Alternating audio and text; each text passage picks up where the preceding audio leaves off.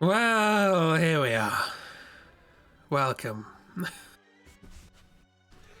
to stream 15 of the Final Fantasy VIII Drawthrough. How are we all? How are we doing? Sigh indeed. Sigh. Yes, how are we? Are we well? Are we well? I hope we're well. There are a couple of sentences I get to say during today's Drawthrough that I'm kind of looking forward to. Because it's only when you put them into a sentence you realise just what you're saying. So yeah, we all having a good start to the week? Are we ready for it to all go wrong? We have a Ragdoll, we have a Miss, and we have a Chib. We all doing well. So let's pop over to there. That's where we're going. So let's have a quick recap of what happened last time.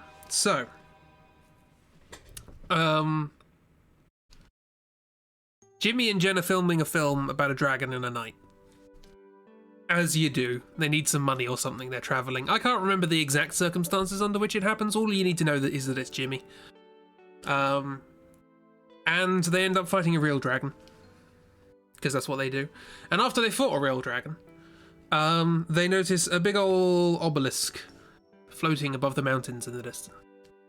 And then we wake up. And at this point, Cheery is in a coma, having been something. And we go to discuss with TM, who is now no longer evil. So we go back to the orphanage where TM once raised us. It's a duck. Hi. That's a lamp. So yeah, we go to the orphanage and we talk to TM, who's now no longer evil, and she explains that she wasn't evil to begin with. She was a nice person. She looked after kids during the war. It just so happens that, like some random women in the world, she was naturally gifted with strong magical powers, and as a consequence, she was susceptible to possession from a witch from the future. I can't remember what we called her. What did we call her? Future witch? It was something stupid. Can't remember exactly. So yeah, this is a sorceresses are a thing, basically. It's not just TM. Some people just have interesting magical powers, and that depends on the person, so on and so forth. And it's sort of implied at this point that Dishonored Jessie is also someone a bit like that, because something like stupid plot pointer. Yeah, something like that. Oh, SCPP. Yes, I remember that. It was PP. TM and PP. Yeah, so the future sorceress PP is possessing people from the past for reasons that are hitherto not quite explained. Yeah, stop for short. Which is actually an appropriate name given her plan. But yeah, so that's happening. And she relinquished control of TM for reasons that we're not entirely sure of. But it might be connected to the fact that Cheery is now unconscious. We don't know. And we also don't know where Kyle went. He just walked off. So it is, yeah. But she explained several things. Firstly, she set up a ship that sails around the world and hides in certain places to look after all the kids, because she knew she might get possessed and go evil, and she couldn't risk the kids getting hurt, so she made sure that there were some soldiers, the White Seed, aboard the ship, who would look after the kids and take them to a place where she doesn't know where they are.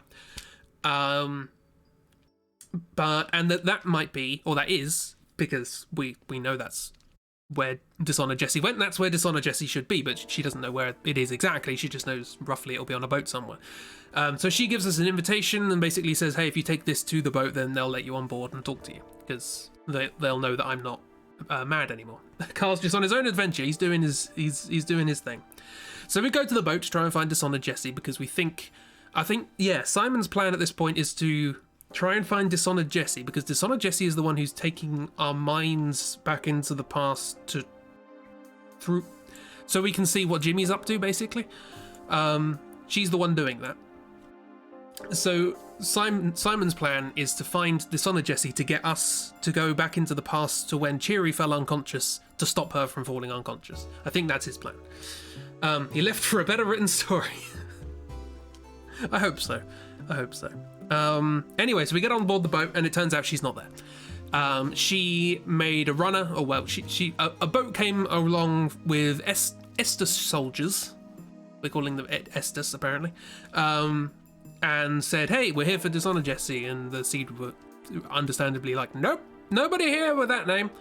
But Dishonor Jessie just jumped off the ship onto the other one and then went off somewhere. So presumably she's in Estus. So that's where we're going now. Also, Pinches and Patches are here. They're doing all right. Good on them. They're a bit annoyed that Cheery is unconscious, but they're somewhat enthusiastic about the fact that we're helping, and we have a plan, and we're going to look after her. Our plan, unfortunately, involves carrying her on our back, Simon's back. What did we work out? It was like 125 days of walking. Approximately 1/10 of the diameter of the world across a railway line that stretches across an ocean. Because Simon wanted to do this himself for reasons I don't understand. Pinches and Patches just living their best life. They've also got their own story. We don't have a plan, we lied. It's pretty accurate. Fortunately, all of our friends know that we're an idiot and they got ahead of us. And so we're all going together. Presumably at some point we find a train, because we do make it to the end, and we see that on the other side, rather than Estus, whatever Estus is, it's a secretive society. Also TM is with us, because she apparently knows that they might have a way of dispelling her magical powers, so she doesn't have magical powers anymore. Because she's like, I don't want to deal with this anymore, which is understandable. TM's with us for reasons, yeah. I don't know how she knows that, but that was something that was brought up last time. TM has joined the party, hooray! You can fight with her. Her basic attack is the ice shards that kill Simon in Disc 1. Also, Velma's still here. She will never be relevant again in the story. Don't worry about that. So I may get away with never drawing her again. We'll work it out. You say we switched them both in for Pinches and Patches. If only we hadn't left them on the boat. It wouldn't have made much of a difference. Frame Man, please. Frame Man! What are you doing? Calm your face. Right, so what are we doing?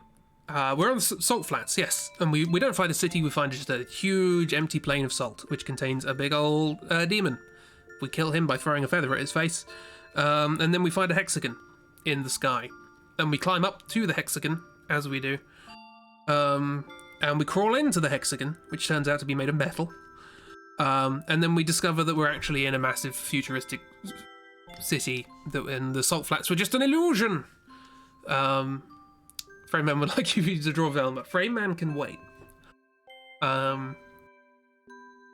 Yeah, so we're actually in... this is Estus. Estus is a hyper-futuristic sci-fi city with, like, floating cars and hover bridges and all these sorts of things.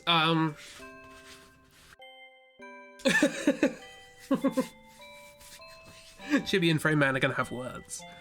So, yeah, that's where we are. And we arrive at the entrance to the futuristic city, and high-pitched noise happens and we fall unconscious, which means it's time for another installment of What's Jimmy Up To Now? Let's get cracking. By which I mean I need to readjust everything, because I always move things along for personal use, but I need to be close to the microphone. No, actually, the microphone's too far away. There are going to be noises. I apologize. Microphone noises. There we go. Hopefully that wasn't too bad. You've decided to be nice to Frame Man this year. Oh, that's cool. Hopefully that'll make them see the error of his ways. Yeah. So what do you think Jimmy's up to?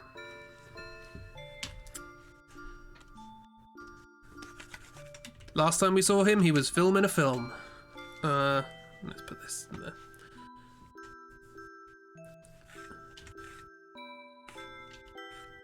But yeah, I don't think Velma... Oh, well, I guess I will have to draw Velma near the end, I suppose.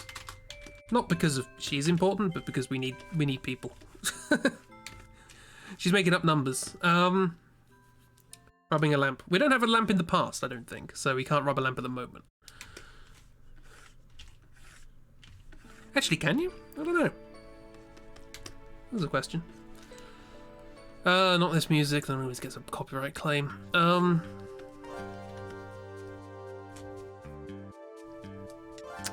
right, yes. So, what are we doing right now?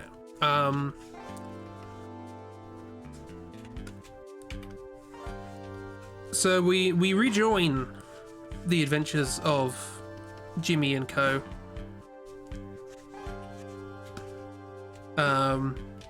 In indentured servitude, I guess. So they've been captured by Esther's soldiers and are now being held prisoner and being forced to work in a weird sci-fi place. There's like a sort of computer console or something with buttons. How do you make things look sci-fi?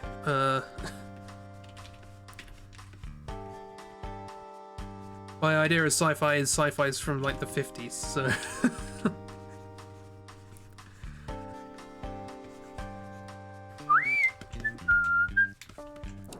And this is like a lift here.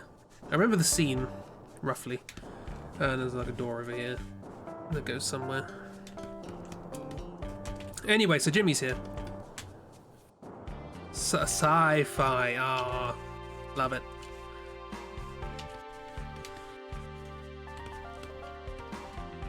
So yeah, Jimmy's just doing prison labor, basically. Because he has been captured. I have no idea how to what Jimmy wears.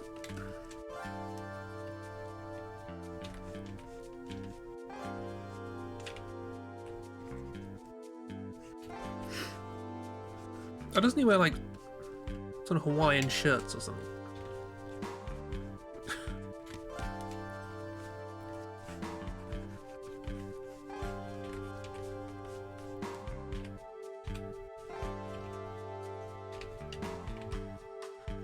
And he seems quite chipper about being in prison, because it's Jimmy. Nothing can get Jimmy down. If you remember correctly, I believe he was on a journey to try and work out where Dishonored Jesse, young Dishonored Jesse, has gone. Pretty analogous to what we're doing, really. And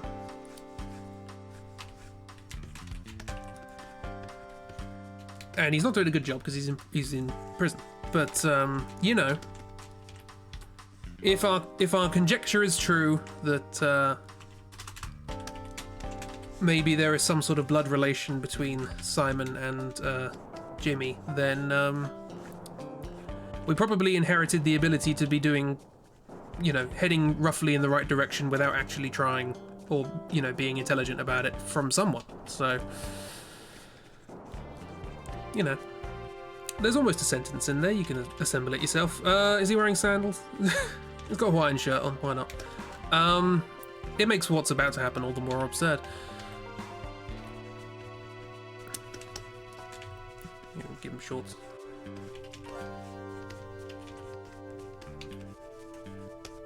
He heard it was going to Salt Flats and he thought it would be warm. So yeah, he's got like a wrench or something. Yeah,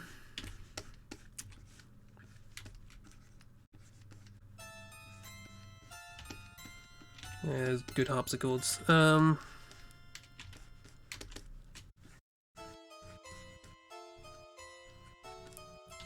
In fact, there are quite a lot of parallels between what's going on with Jimmy and what we're doing, for reasons that will become apparent at the end of this dream sequence. It's very strange prison attire. They've just been captured. They're not in a prison uniform or anything. They're just being forced to work, forced labour. Protagonism is a genetic trait. I like that.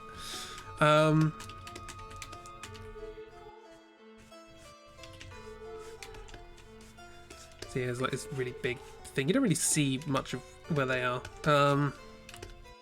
This is how bodies work, yeah? This is what bodies do. I have been drawing things today, but I haven't drawn anything from scratch, so I'm going to use that as my excuse.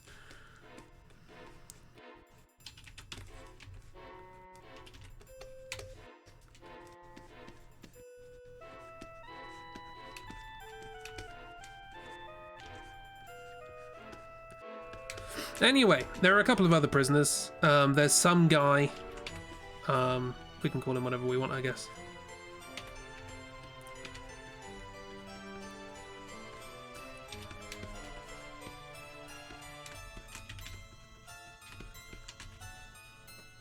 Frame Man. Is Frame Man still messing around? Honestly.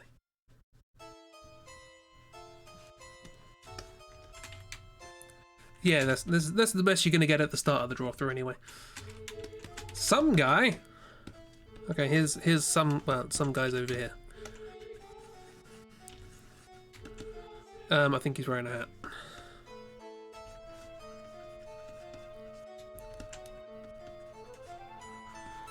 I'm gonna give him a big moustache for no particular reason. Make him stand out. I imagine he's been here for a while.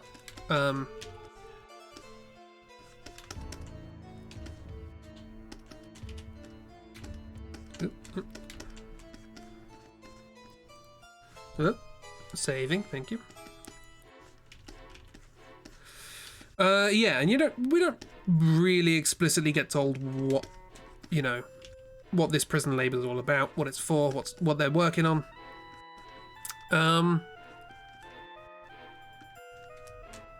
He's just got like a vest. It's some guy. And also in prison is, as should be in every prison,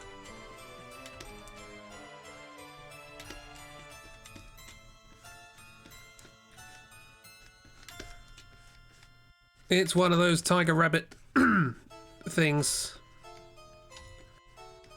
And a Moomba. There's a Moomba here.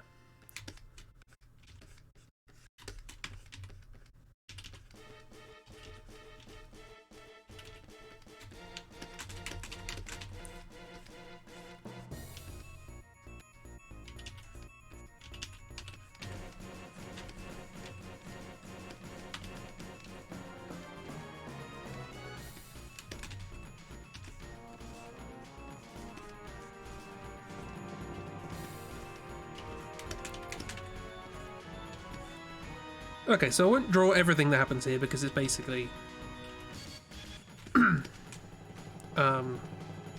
stupid. But generally speaking, what happens is we do some prison work, and then or I should say, Jimmy does a bit of prison work. Then Jimmy is cocky towards a prison guard. The prison guards look like Spider-Man for reasons that are obvious. But, actually, this is sort of like...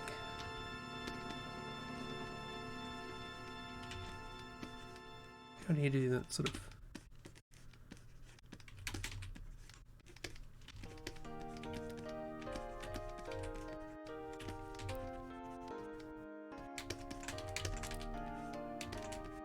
Yeah, so the Estes soldiers, they look like Spider-Man for reasons. And... Yeah, and he... Oh, that's right. The reason we annoy the guard is because he hits the Moomba. No one likes Moombas. I don't know why. They're cute little animal friends.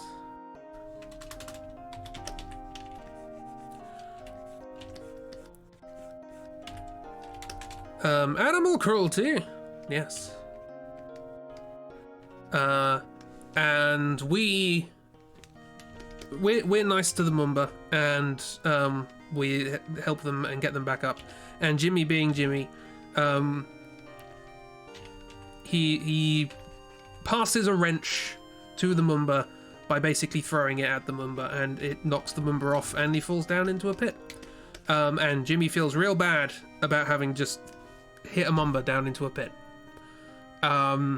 He feels very bad, and he's leaning over the side and going, "Oh no, what have I done? Oh bugger! No, I didn't mean to do that. I'm sorry, little guy. I'm sorry." Fortunately, Mumbas are really good at climbing, so he just sort of climbs back up. He didn't murder anyone. Wasn't even manslaughter. He's just an idiot. Don't worry about it. But the Mumba and some guy. How you doing, some guy?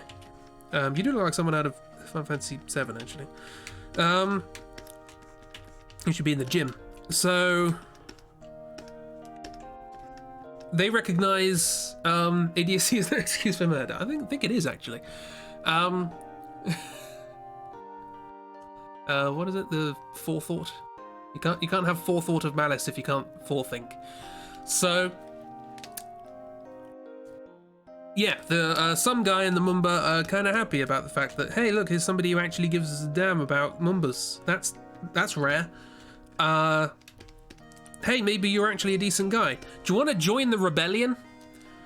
And it is explained that idiocy is not an excuse for murder. Chibi 2021. We'll remember that for the Remnant streams. It might apply to any of us. We won't know until it happens, but yeah. I was thinking of the explosions, but it can go either way. One of your less strange quotes. Yeah, that's fair.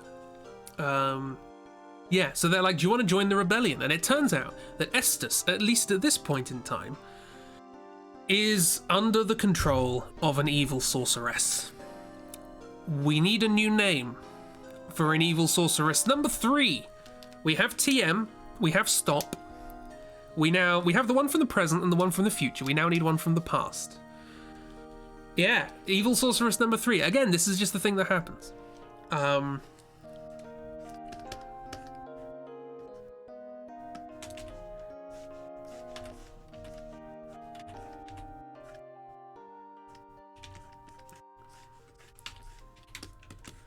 This goes up, obviously, it's a lift. It doesn't just stop.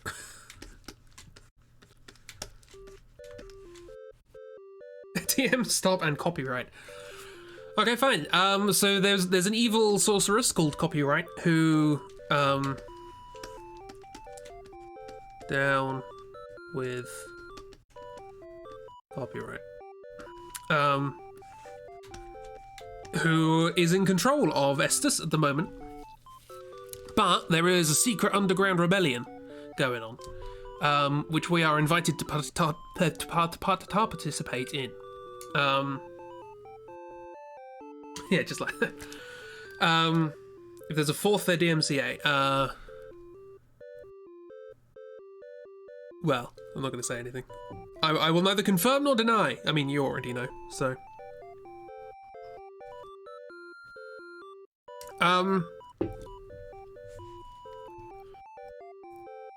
So yeah, we are invited to join this rebellion. Anyway, some shenanigans happen. Guards start coming along and attacking us. So we just attack them. The rebellion has begun already. It just happens. And we break out of this place. And we go up the lift and into a room, the control room above, whatever this place is that we're working on.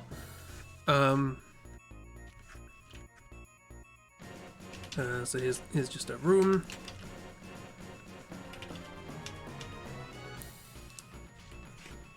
I think this room has like a sort of area here with a big old window just looking out over something or other.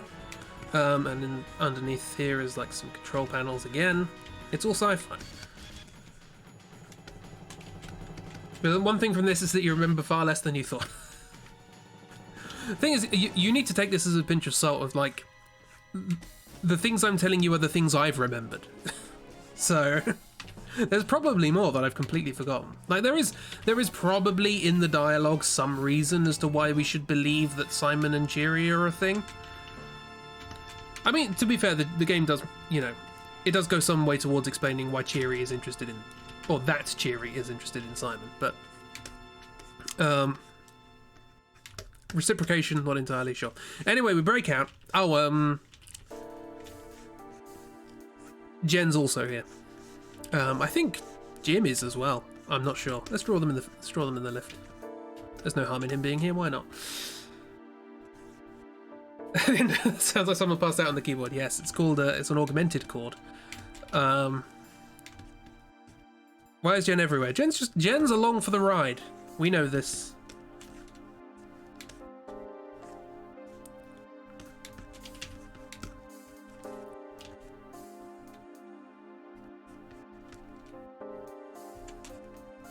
Can't remember how I drew. Jim, it's been a while.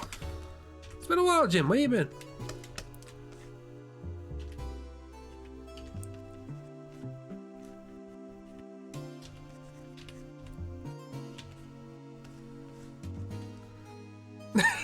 Something better to do with the other. That's Jen's major sort of drawback. Is just, you know, doesn't really have any focus. Just follows everyone else, sees what's happening.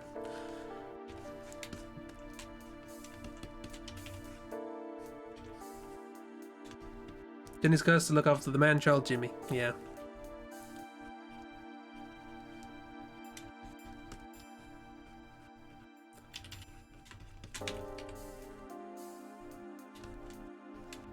I was like, hey, we just broke out of prison. Have you read my travel articles? I still don't know whether he actually becomes a travel writer. I don't think he does. But I like to think that's why he was doing the film. Because he was traveling around and needed funds. He was probably just looking for Dishonored Jesse, let's be real.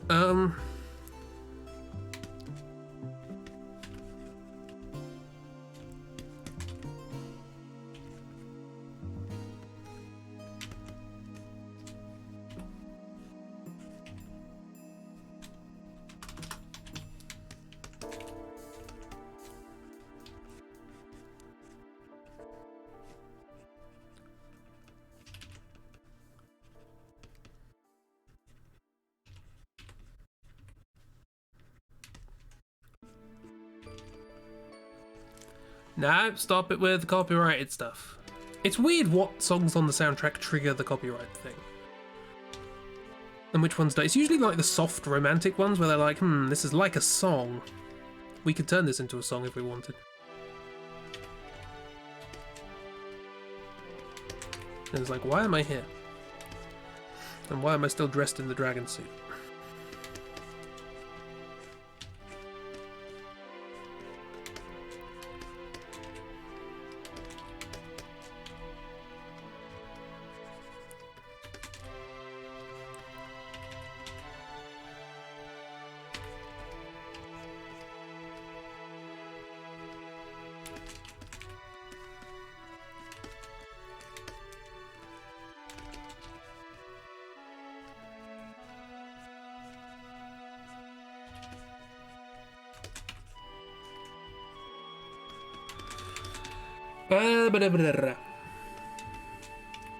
Then if you want to take care of something so bad, please take a cat. The cats are pretty... Oh, hello. It's been a while since we've had one of those. The stupid idiot. Yeah. That was... Add permitted term stupid idiot there.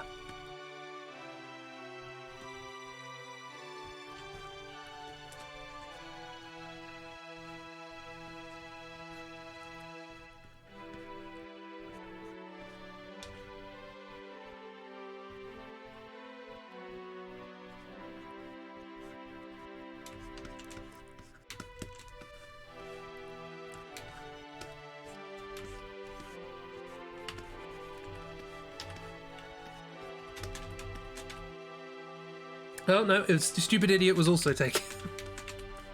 Apparently not. Apparently that's a new thing.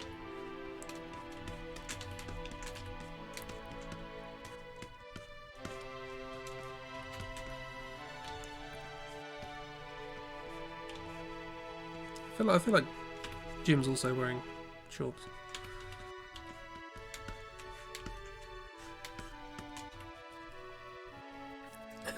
Twitch gone a bit OTT with their senses these days. Nobody says simp. Talk about dinosaurs and also their babies. Oh, that are also babies. I mean, I misread that. My brain power was taken up by trying to complete the word babies. Yeah, anyway. There's someone in here as well. Someone else in here.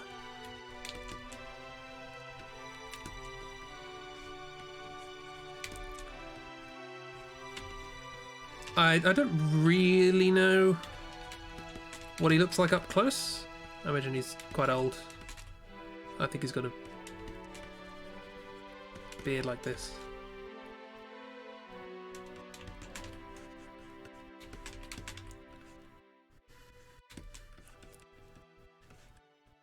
I think he's got hair up like that. Maybe some chopsticks. Hey, it's the second row Drawthrough again. Now, there are several reasons why I don't know what this character looks like. Firstly, low polygons, low fidelity game, all that sort of stuff. Secondly, there are other aspects of his appearance which are slightly distracting with regards to trying to work out what he looks like. Primarily his massive ruff, which is just... I don't know how, why, or what, or how. But it's like the Umbrella logo, but he's just wrapped it around his neck for some reason. I don't know how he actually reaches any controls or anything. It's just huge. Anyway, so we learned that this is a character you've already named. You named them a while ago. This is Dr. Mangle. And he's a mad scientist. He speaks with an unplaceable European accent. I'm presuming German.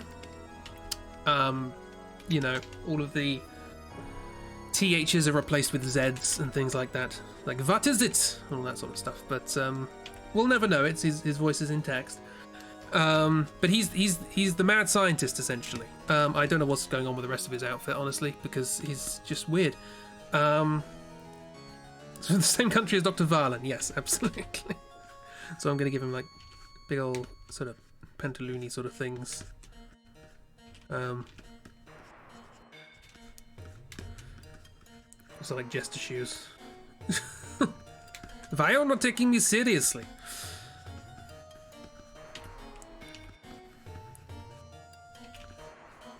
And we learned that this guy is like, you know, he's in charge of all the sort of scientific operations for the Sorceress copyright. And which country is that? Nobody knows. It's somewhere in Europe. It's in the same country as all American films that are set in Europe. Quote, Europe, end quote.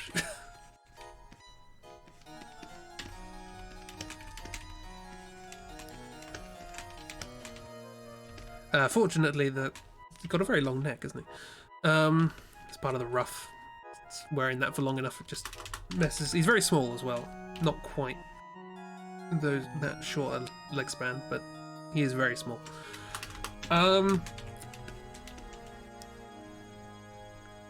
And he attempts to make a runner when we come up. He's like, "Oh no, the prisoners have escaped." If it's everywhere in Europe, who knows? And we stop him and we're like, "Hey, where's have you heard of someone called Dishonored Jessie or Dishy or whatever?" And he's like, "You'll never find her in Laboratory Zero in Estus." And we're like, "Cool, thanks." And then he runs off. So apparently she's here. Yay! Jimmy, that's the one. My brain just wouldn't work. Jimmy's been looking for her, and she's here. He's gonna find her. Ah, wonderful. And then he runs. Mr. Neckruff runs away. And so we go to leave whatever this place is, which is kind of in the middle of nowhere. He's looking for her. Yeah, that's why he's out and about. He's trying to find Dishonored Jessie because she was taken presumably from Windhill or whatever. I'm not sure what the timeline is for this, because at some point she was at the orphanage. I'm presuming that's after this, but we'll get into that. It might have been in between. Maybe she was taken from the orphanage. I don't know. Either way. Jimmy's out looking for Dishonored Jessie because she's a little kid has been stolen. And it turns out she's in Estus. So we go to leave and we go to try and go to Estus proper because we're in a building that's kind of in the middle of nowhere. And before that, we're stopped by some guy. Remember that guy? The guy who asked us to join the resistance. Turns out he was so impressed by our abilities to take down guards and escape from prison and help other people escape from prison, that he says, you know what, you're the kind of person that might just make the leader of this this rebellion. Have you ever considered being the leader of a rebellion? I reckon you'd be good at it. And Jimmy, in a rare moment of sense, says, I've got more important things to be worrying about than this. I've got to go save Dishy. Dishy was actually 20 years old when she entered the orphanage. I'm presuming these events happened about 17, 18 years ago, something like that. So you don't even know what we're asking. This is why I said there's parallels to our story, is like inexplicably people saying we should be in charge. I don't know why. Everybody makes bad decisions here. But yeah, he says, if you considered being the head of this rebellion, this revolution, I reckon you'd be quite good. Yeah, and we say, look, we're trying to look for Dishonored Jessie. So we go to Estus proper. And... oh, that's it. I don't think Dr. Mangle knows Dishy's name. He's like, oh, is that what she's called? I just know her as the gal. The only people with brain cells remain Jive and Jen. Yep, that's fair. And even then, Jen is becoming more questionable. I guess lack of motivation isn't the same as lack of brain cells. Jimmy and Simon have JRPG hero disease that makes people think they're competent.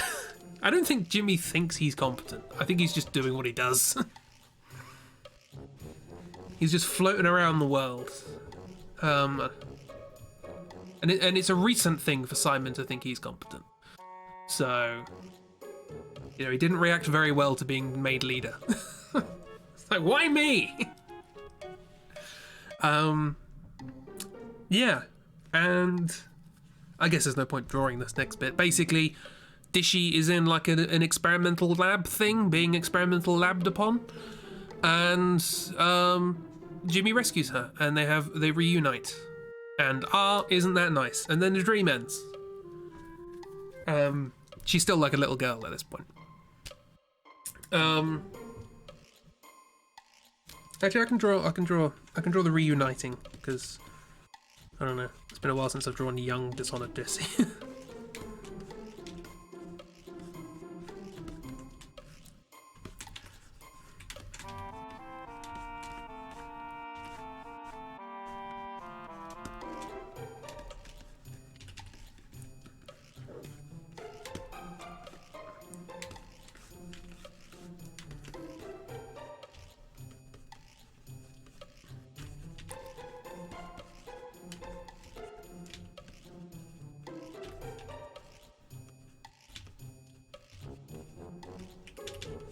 How do you draw people from the side?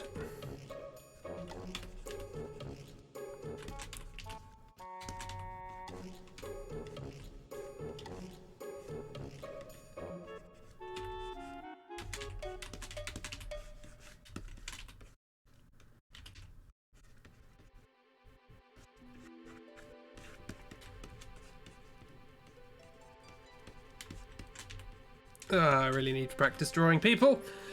Oh, it makes other people think they're competent. Oh, I see. Very important difference. Liquefied till it looks right. There's a lot of lassoing and perspective shifting, and that's not terrible. Doesn't look like Jimmy, but it's all right.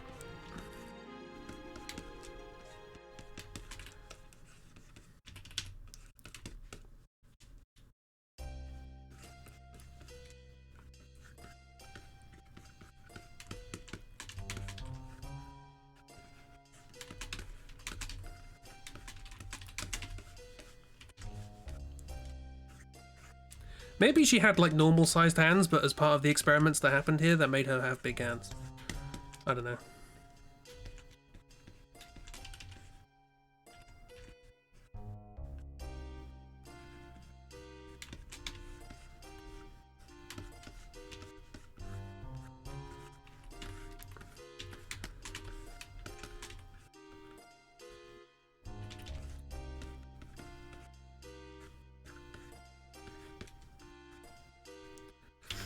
But yeah, when he finds her, she's like alone and crying in this weird sci-fi sterile room. She's not happy, but now she's happy because oh yay, there's Jimmy.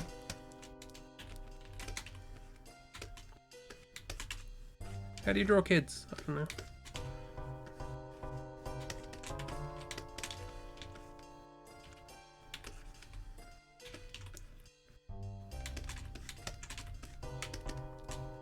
Ugh, not like that.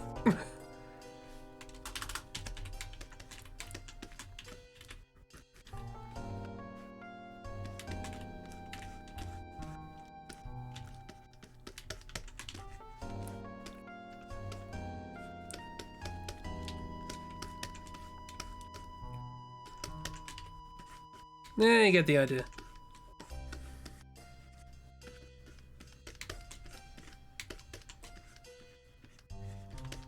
He says, continuing to draw.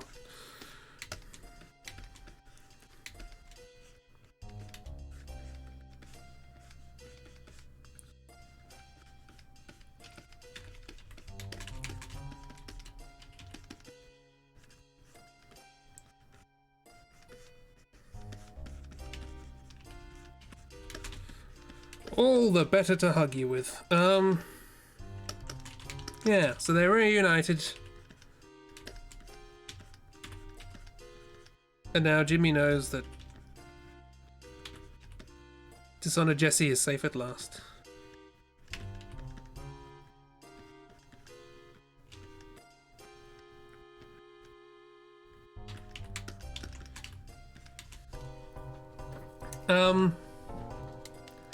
You trying to draw somebody firing a bow right now? It's, yeah. I don't know. Step 1, draw someone holding a bow. Step 2, make it look like they're firing it. They are two different steps. Yeah, so that's... And then the dream ends and we wake up again. We are greeted by some inconsequential people from Estes. We're back with Jimmy and what's it? No, not Jimmy. Simon and all that. And some people turn up in a car and say, "Hello, who are you? What are you doing here?" And TM says, well, this can happen while we're asleep, actually. I'm going to give them, like, sort of sci-fi bubble cars. Because that feels about right.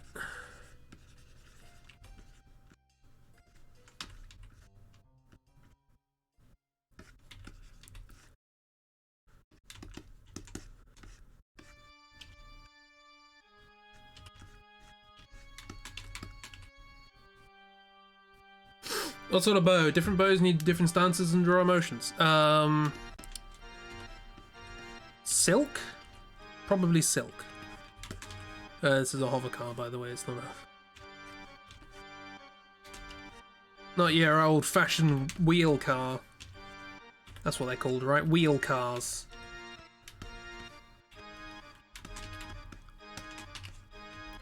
Also, I just realised this music called Heresy. And I'm not sure why it's called Heresy, because like it's the music that plays when you fight, when you talk to Norg. I wouldn't call Norg heretical. I wouldn't call you heretical to Norg.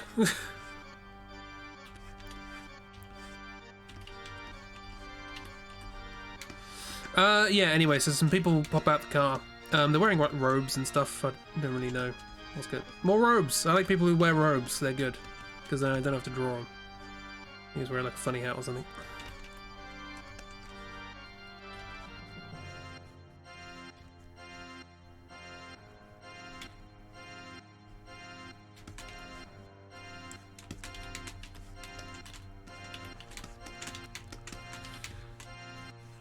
And he's like, "Oh, who are you and what are you doing here?" And TM steps forward and goes, "Hi, my name's TM. I was a sorceress, and I would like to not be anymore, please. Thank you very much."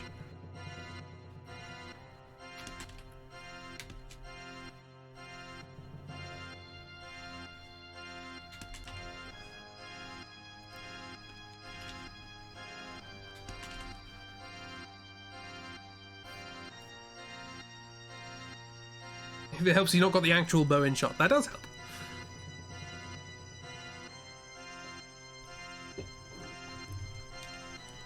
It doesn't seem a good idea to just say that. Look, if we're going to get stuck on good and bad ideas in this draw through, we're going to be here forever.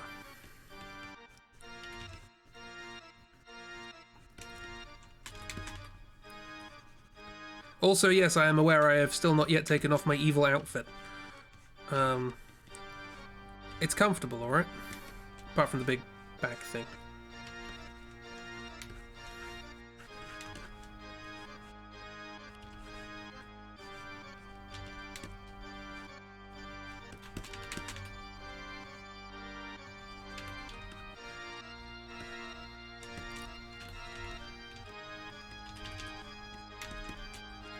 Oh, there's one. I could draw Agent 47 wearing TM's dress. For those of you who don't know, after last night's stream, we went off on a tangent about being surprised that Agent 47 doesn't appear in a dress anywhere, and we looked it up on the internet, and just nobody has drawn Agent 47 in a dress. It's like, why not? I thought it might be because in the trailer for Hitman 3 they show him using a feather duster, and I was like, oh, I wonder if you can dress up as a maid. And it's just like the internet has just completely missed out on that one.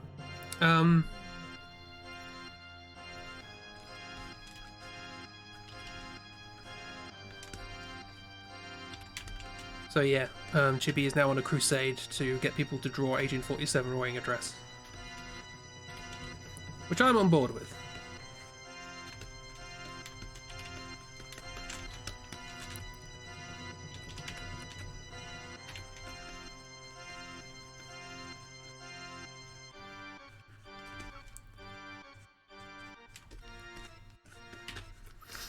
Yeah, I think the people here... God, no, Pikachu. He's pointing in his sleep. You support the Crusaders. I mean, it's a bit weird to have to be on a crusade that you don't support. There's just a guy. Doesn't matter what he's doing. Oh, no, that was a hood, wasn't it? Yeah, that makes more sense. Rather than just big eyebrows. Simple trick is the arrow should be level with the cheek. Oh, interesting. The things you learn, eh?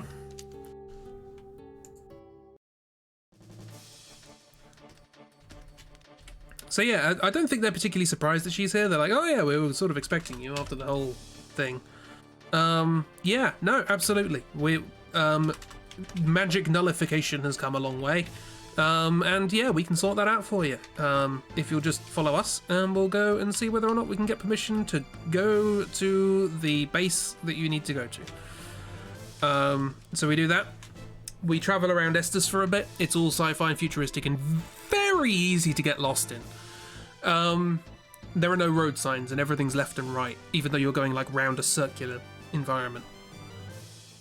There's not really an awful lot to say about it, rather than you just sort of wandering around.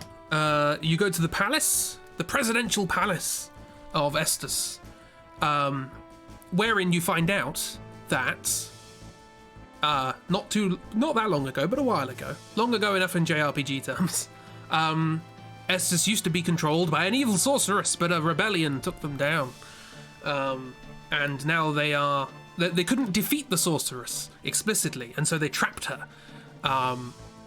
And she is still trapped to this day. You still need to draw the locals as Monty Python. I forgot about that, didn't I? Yes, good point.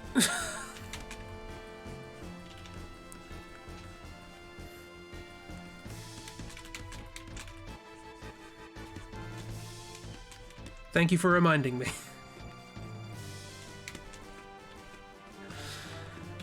I'm not gonna go to Estus. This is a silly place.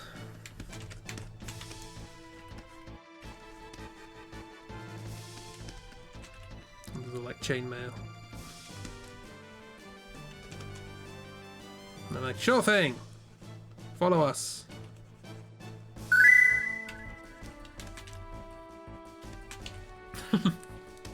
There it is. Thank you for the reference.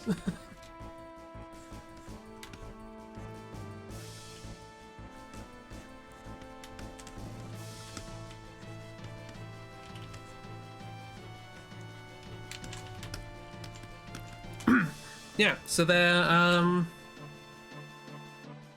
yeah, they're fine with it. So yeah, there was the rebellion and all that sort of stuff, but she's not actually dead. She's you know, because she's an evil, powerful sorceress. She's like one of the most powerful sorceresses from history. Much more powerful than TM. But you know, these things happen. So we get permission to do what we're going to do, and we must all make our way towards the next location. The next location is, I can't remember what it's called. I think it might just be called the Lunar Station or something like that. And it's we're going to space, is what I'm saying. The place that we need to go to is space. Oh good, it's this music. That makes perfect sense. Now the space station, because apparently traveling to space is just kind of like an everyday occurrence in Estus. It's a thing that they do. They have a special way of getting to space, which I only really properly like realized what's going on when I was talking to Chibi like a month ago about the things to expect in the rest of this draw through. There's a car park. That's quite nice. So here's like the doors. It's quite a big building. And there's like a car park. The road leading into it.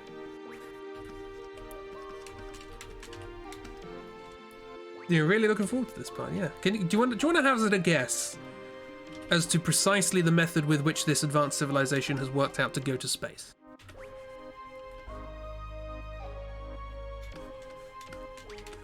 There's all the sort of design is all sort of sci-fi bubbles and circles and stuff. There's lots of lumpy colours. Kind of looks like a kid's playset. They travel by lamp. Oh yeah, we are in the future. We are in the present now, so we can theoretically rub the lamp. Frame man. Ah. Miss is being nice to you. Why are you not being nice to Miss? Hey?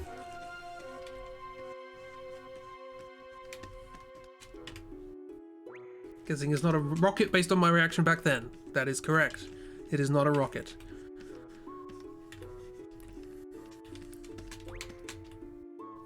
One vote for lamp rub.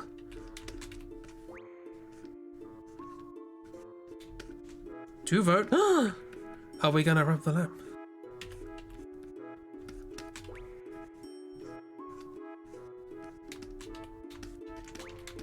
Is it just the entire base? That honestly, given the context that we've had so far, that is not entirely far-fetched. we have been flying around in a school, so you know I'll give you that one.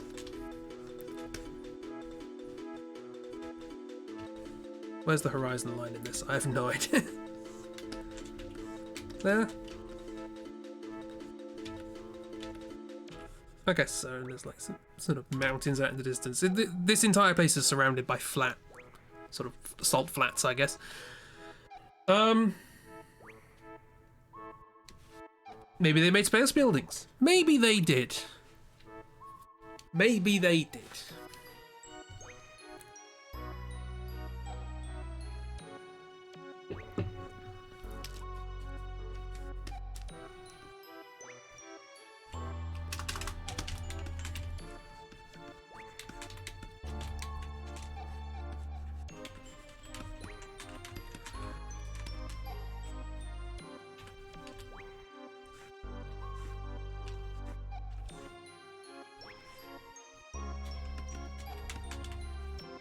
We do save before the lamp. Are we lamping? Well, I'll explain the propellant system first.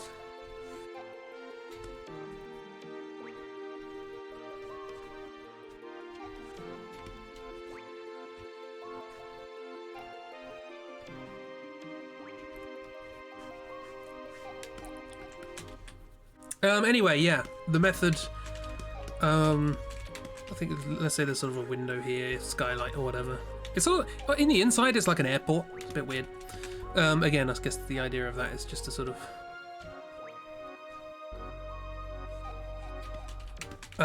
What is that? Good question.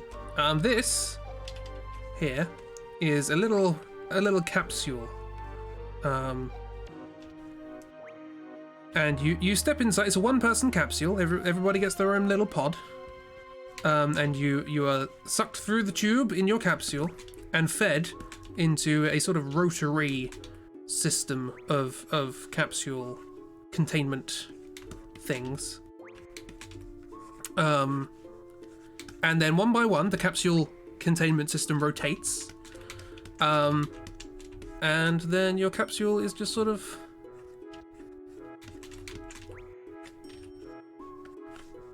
blasted off from the capsule containment revolving thing at a speed fast enough to make it out of the orbit or out of the gravitational pull of the planet and into space. It's a big gun.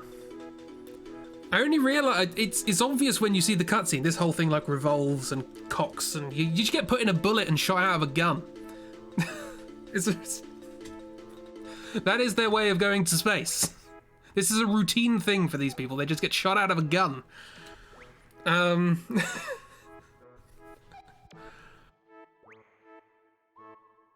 Your motion sickness is reacting at the thought. Your motion sickness will be bad enough just getting into the pod, honestly, because it does just get sucked up and swibbled through a tube, and yeah. How do they get back? Is it spoilers to say I don't know?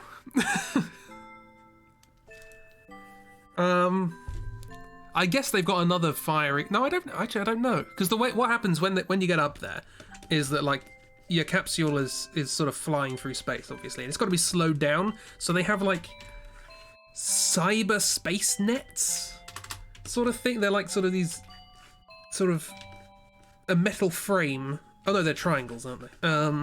Obviously it's sci-fi. So you've got like this metal frame, and then in the metal frame are like green laser grids or whatever, but they bend to you going through them, and that slows you down somehow. And then you get to dock the space station, which is up in space, because obviously it is. We're going to space.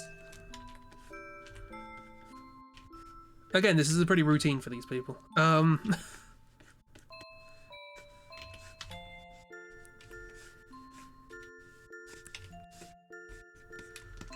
Yeah, there's like a series of these that all sort of successively slow you down. Oops.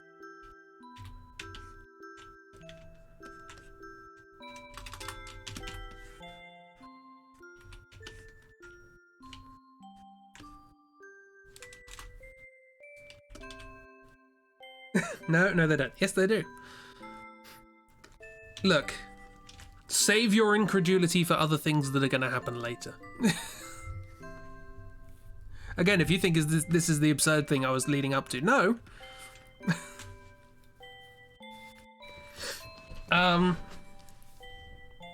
But before we go to space, because I'm just demonstrating how this works, we haven't actually gone to space yet. We decide, or Simon goes, do you know what? I was holding out on this whole magical lamp thing. I thought it was absurd at first. I thought it was ridiculous, this idea of our school headmaster giving me a magic lamp for our journeys. Space. At this point, sure, why not? At this point, this is the least absurd thing that I could be doing. Here's our idea. We make a giant gun and line up a bunch of trampolines at the other end to slow them down. Ah, cracking idea. Okay, we're gonna rub a lamp, apparently. There we are.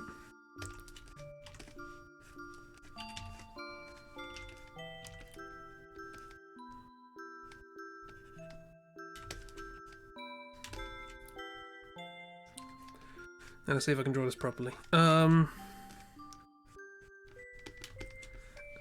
In a sense, I was sort of thinking about this the other day. In a sense, it would have been better to rub this earlier because it's just like, it's absurd when you do it early in the game, and it's just like, honestly, this is weird. But we're so deep into this, it doesn't really matter anymore.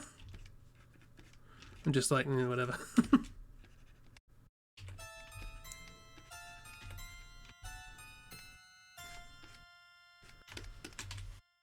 Frame man! Frame man! Ah! Frame man! I have no idea if you can see me or hear me. Frame man voted against the lamp.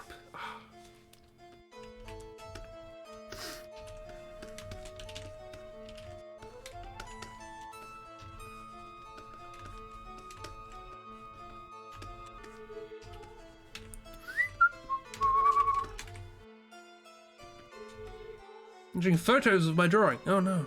Luckily it's drawing, so it's not too bad. It's just a time lapse put on really slowly, I guess.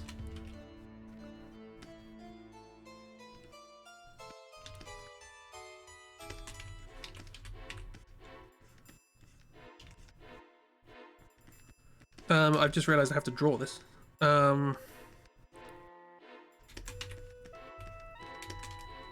From memory as well, so I apologise in advance for anyone who likes it. You know the drill by now. Nothing will survive my inability to draw.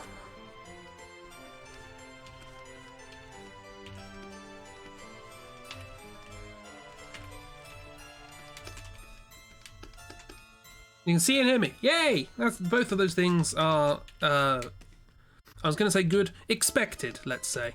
I'm not going to assume the ability to hear me is good.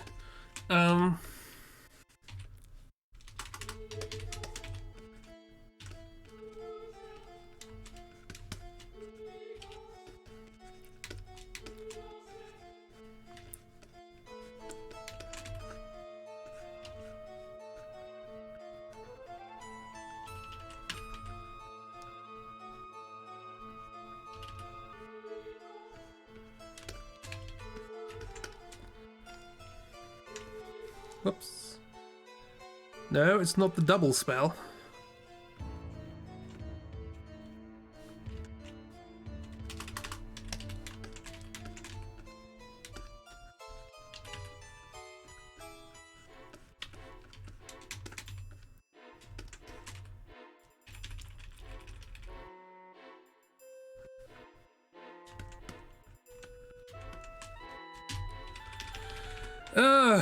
How's this gonna work? What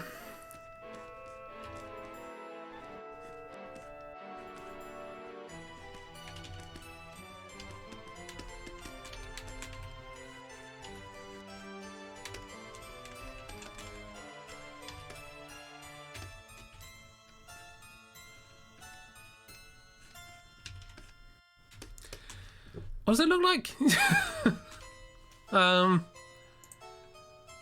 I don't know. It's tricky.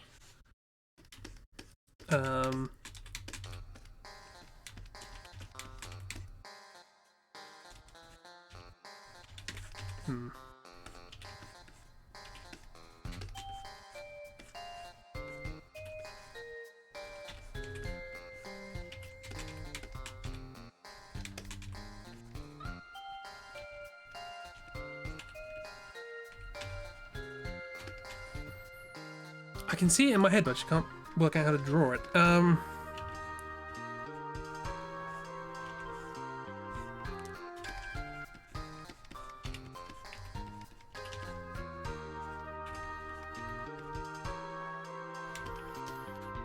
It does have like a kind of normal...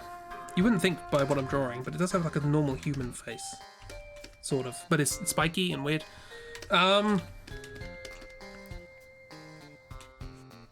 They're like Sharpie. Ah, this is bad. People were looking forward to this?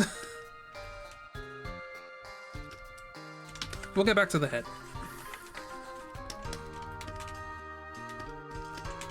I guess we'll start with the wings. Wings aren't a terrible place to...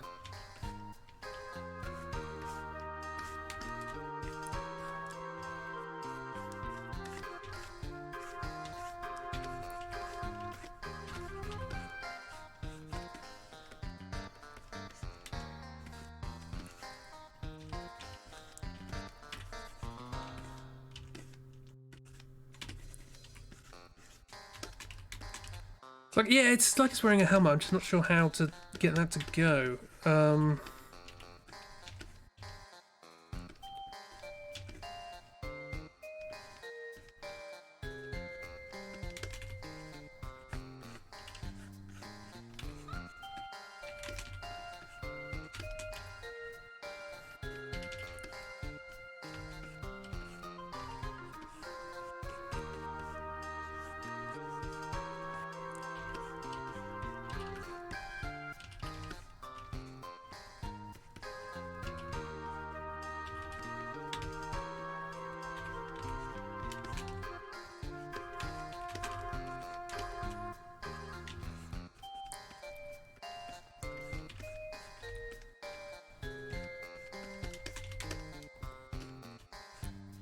Yeah, I probably should have looked at a picture before I thought about doing this. I just thought we'd never actually do it.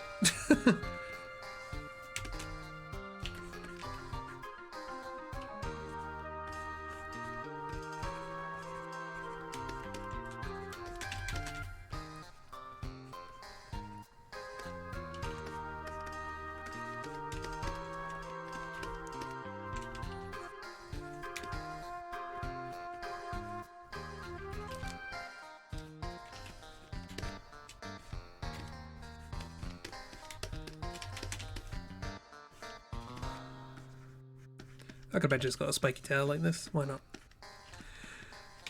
Anyway, look at our fun friend. You got a fun friend in a lamp. You have to fight it. And it does cast like weird dark magics and things. But ultimately, it is a Pokemon, so this can become a friend. There's a Pokemon in a lamp.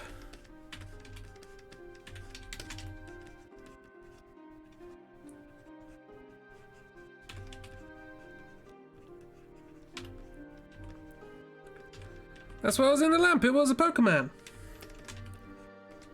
Looks up from drawing a hand. Here's your friend. Can't believe you didn't rub the lamp sooner. I know. I think it was Dark. Dark was against it or something.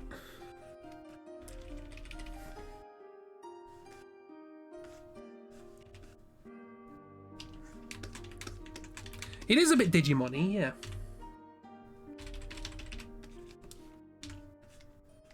It's cooler than I'm drawing it must be said.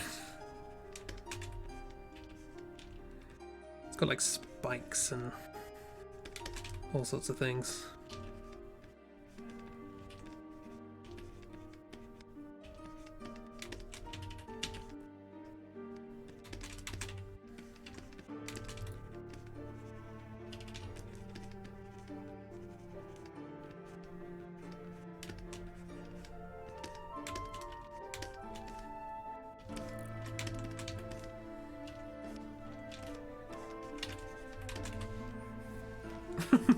Angry tomato.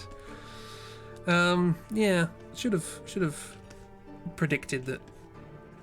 I should have, maybe I should have organised some sort of climactic ending to this lamp saga, rather than just going, oh yeah, here's the thing.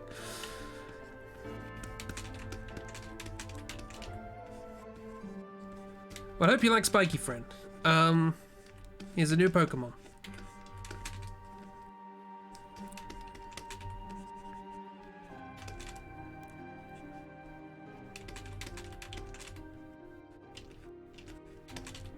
It's got a cool design, I just don't really know what it is.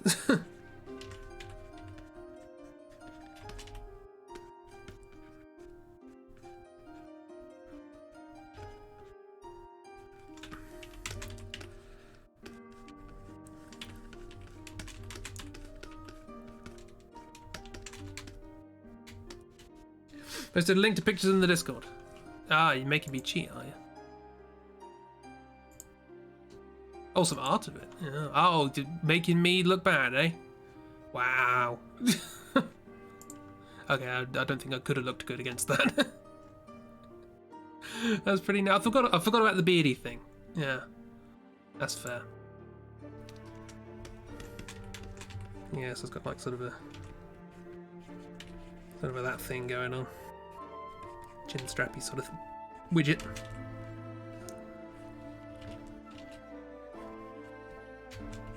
So Spiky's a spiky friend. So yeah, at this point, what might have been a surprise and a bit of a weird thing, Simon just goes, do you know what, we're going to space, sure. I'll take it. Spiky friend, you're with us. You alright, you want to see space? Your magic's all about gravity, right? Sure, let's go to space.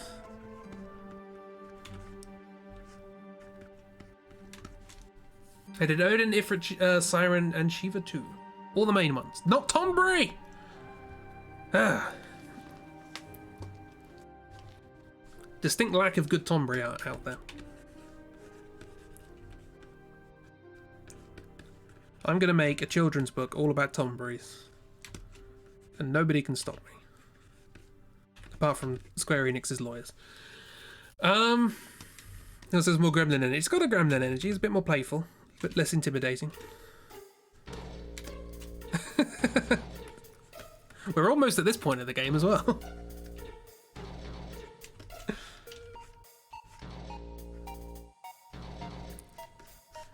That part of the game's interesting. Yeah. So there you go. Also, the summoning animation. Oh, hi Kira, how you doing? Guess what we did?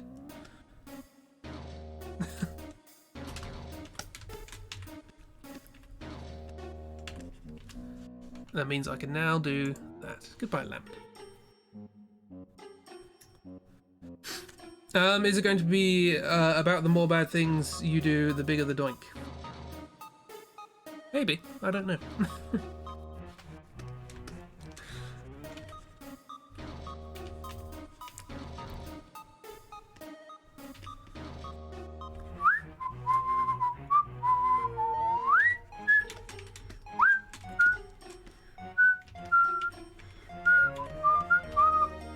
You had to drop your brother off at the doctor's appointment and now you're watching this while you're waiting in your car.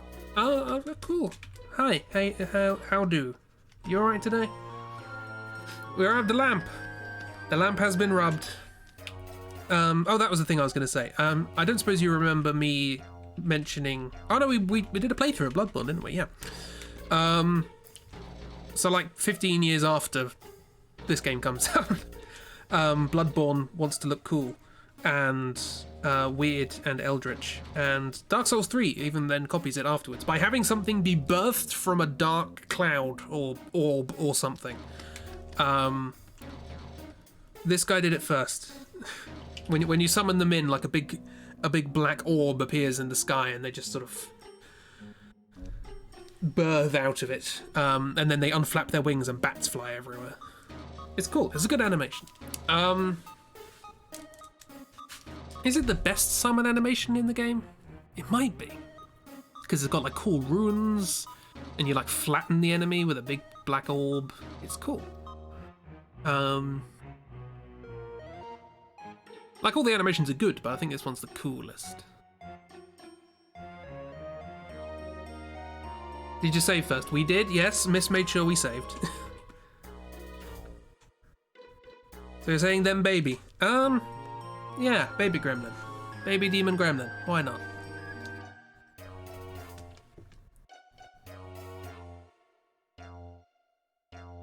Oh, Chibi did. Oh, I thought it was you. My apologies.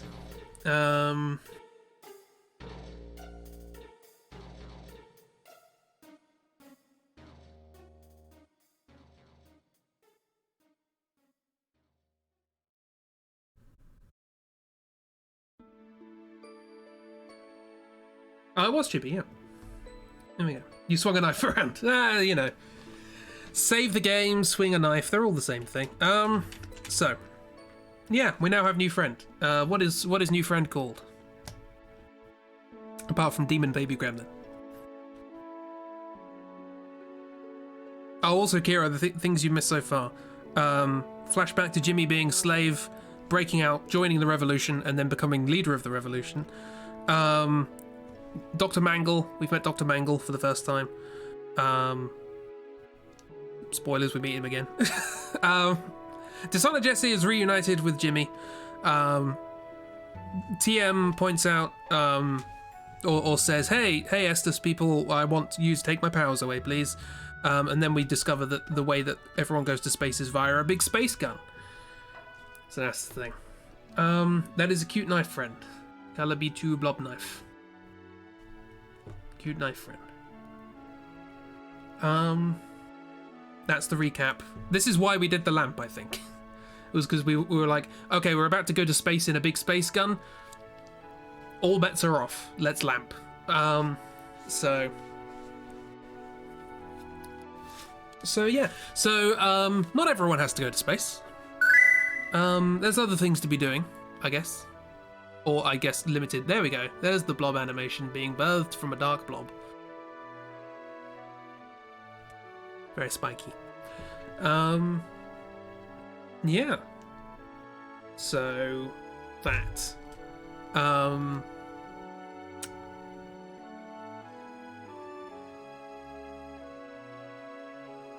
Yeah. So we need to decide who's gonna go to space and who's gonna stay here. Because I think TM stays here because the whole thing about getting rid of powers is that's somewhere in Estus. But the thing with Cheery is in space. So the whole thing that's supposed to clear up Cheery's problem, what with being unconscious and whatnot, I think that's in space. Because TM whispers in someone's ear and goes, something's happening. We're like, okay, you got to go to space then. So yeah. So Cheery's going to space, which obviously means Simon's going to space because he's not going to let Cheery go on her own. And someone else. It doesn't really matter who that someone else is, apart from it can't be Pikachu, because Pikachu is elected to be the leader of the people who stay on Earth. Yeah, look at him go. Grab that orb with your spiky electrical powers and throw it at the enemies. It's cool. I need to have that GIF thing be on the screen a little bit longer, because some GIFs last longer than others. There's no way of working out how long a GIF is, I don't think. Is there?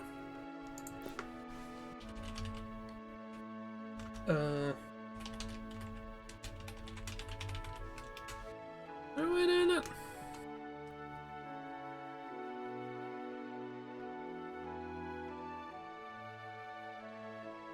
Might be. Oh, and get frame count. Oh, I could do that. Okay, I have an improvement to make to my GIF posting thing. Yeah, so the party needs to split up into two. Half of them are going to space, half of them are staying here. Who wants to stay here? Who wants to be under the tutelage of Pikachu, and who wants to be going to space? So we have Simon and Cheery are going to space. We need one other person to accompany them, I think. Yeah, and everyone else stays on planet Oif. Actually, is that right? Yeah, that is right. It doesn't really matter, all things considered. Why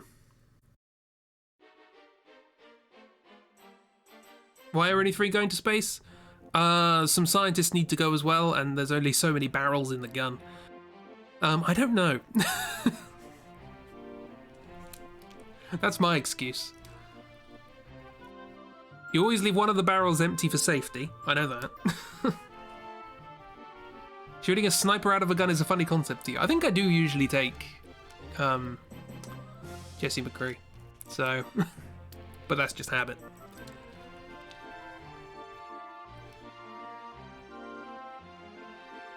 Do we take McCree? He's aerodynamic, what with the bin on his head.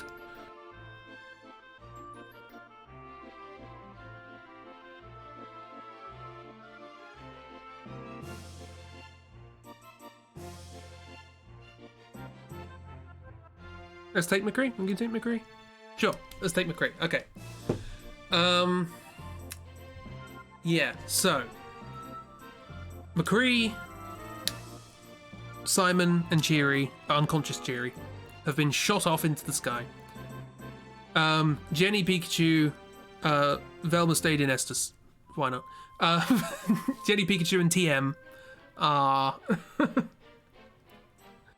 they're all hanging around on Earth.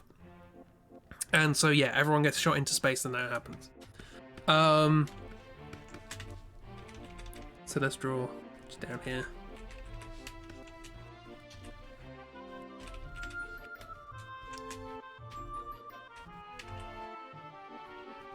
Pikachu's like, yeah, I'm in charge. Yeah.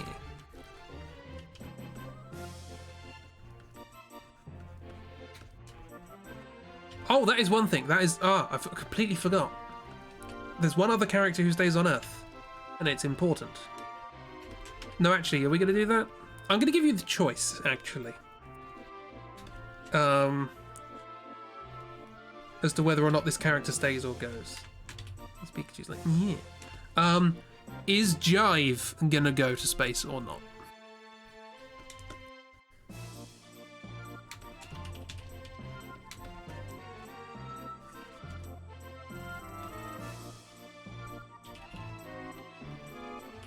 I'm doing pixel art here.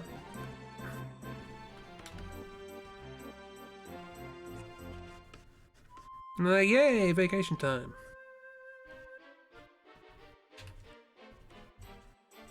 Oh, this is the music that plays when you go to space, by the way. No, it's not. That's the music that plays when you're waltzing. Where's the music that plays when you go to space? It's here.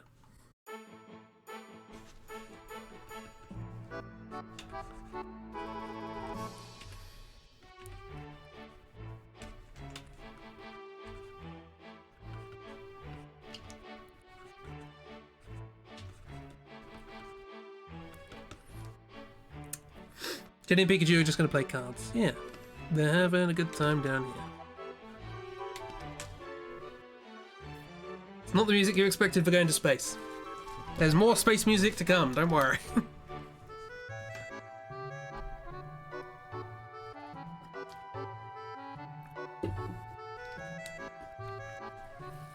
Is Jive with Simon or Pikachu? Exactly, that's what I'm asking.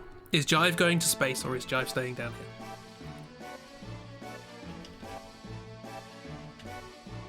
I'll leave it up to you.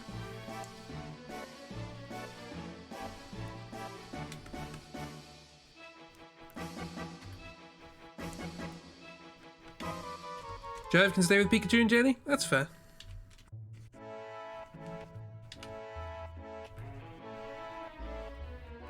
Because that is canonically what actually happens in the game. Jive runs in and they're like, no, we can't put a dog into space. You're going to stay here with people. It'll be fine.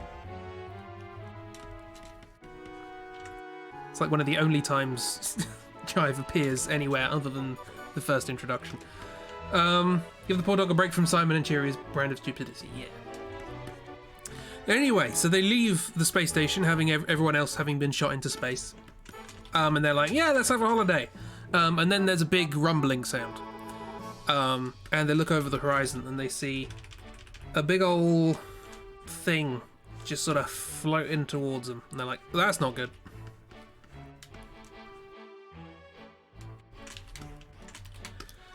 We should probably check out what that's all about. So Team Pikachu, head back to Estus to work out what this is. Now, what order do things happen in now?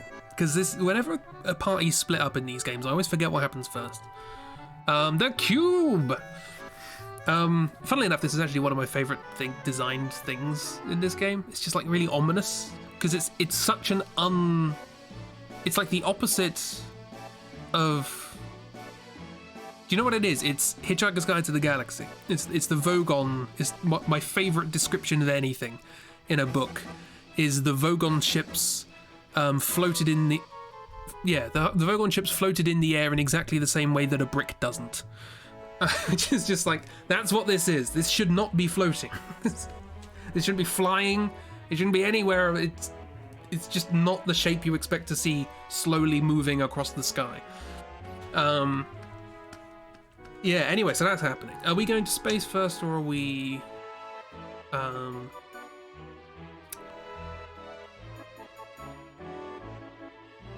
Okay, we can chop backwards and forwards, I think. So let's go to space first.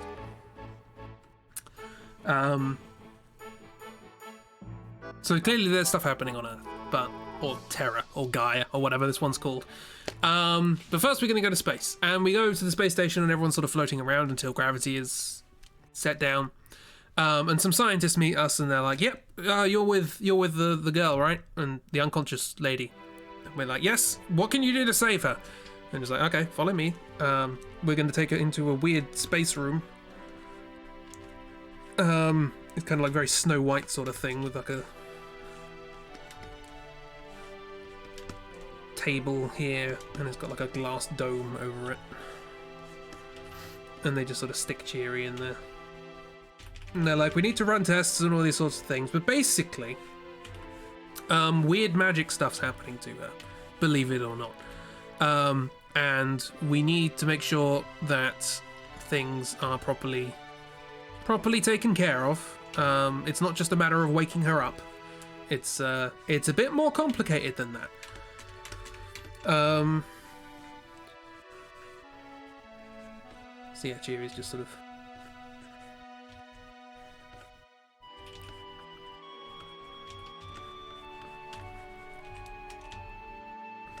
yeah. Gotta unpixel art my brushes.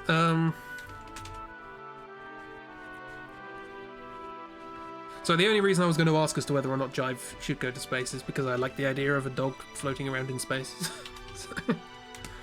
But that's fine.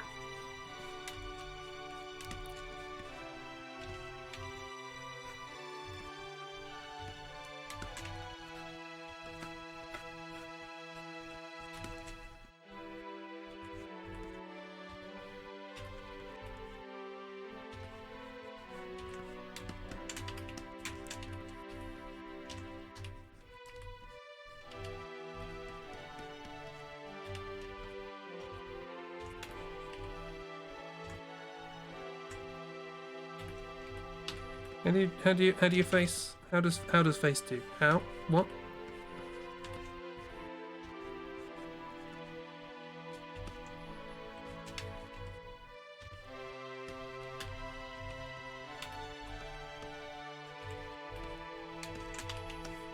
Sure, that'll do. She looks pensive, but she's there. She's still got a cloud thing.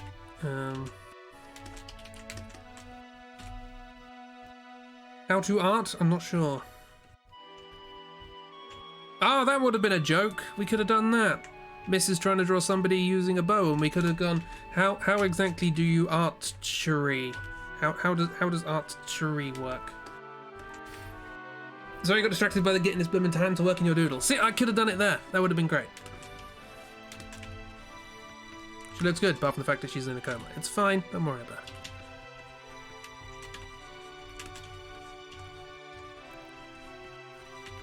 Oh, also before, okay, we'll get to that. We'll get to that when we go back to Earth. Remind me statues.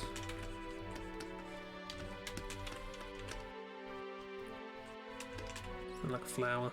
Isn't that Snow White? I've never seen Snow White, so I think there's a flower involved somewhere. I have seen the music video to Sonna by Rammstein. Which is certainly a take on that story.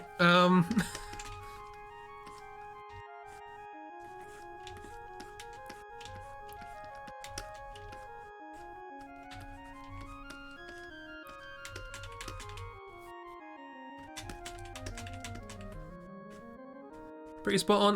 The iconography is common, I guess. She's wearing boots.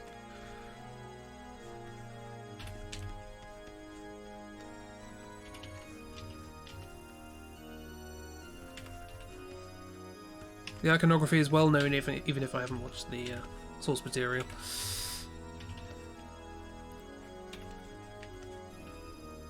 Anyway, yes, and the thing I wanted to point out about this room is that it's basically completely empty, and they decided to make it entirely out of glass. So it's just this sort of weird, sort of circular room.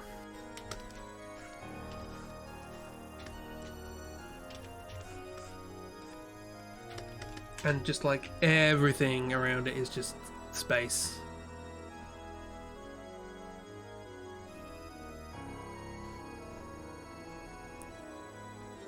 It looks cool. I don't know why. I don't know why you would make your scientific research room or medical room or whatever it is just space. Most other places on the space station are... We're on a space station, by the way. I should have specified that.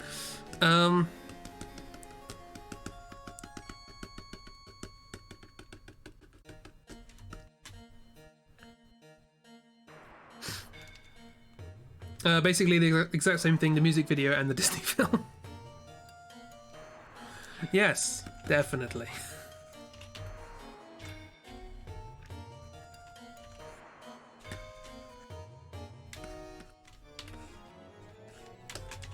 Rammstein had some weird videos.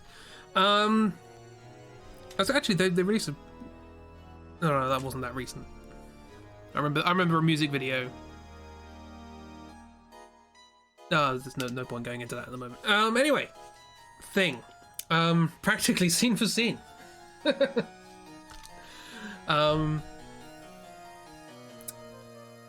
Yeah, so this happens, and the scientists go off and sort of talk to us about some stuff, and they talk to us about a few things, including like what this space station is all about, which is probably quite handy. What the space station is all about. It's about a couple of things. One of the things is, do you remember me saying that the sorceress from the past, Copyright, that was her name, they didn't kill her because they couldn't, she was too powerful. Instead, they just sort of locked her up. They locked her up in space. I guess the idea being space is hard to get out of. So there's this sort of weird, sort of networky sort of thing. And so that's part of what this sort of space thing's all about. Is the copyright is all locked up in sort of a stasis in space, spaces, if you will. And the other reason, and this is the bit that I'm just like, why? The other reason, I guess I shouldn't have done that there, because this isn't going to make an awful lot of sense. I think there are like sort of tethers as well, sort of space tethers holding things in place.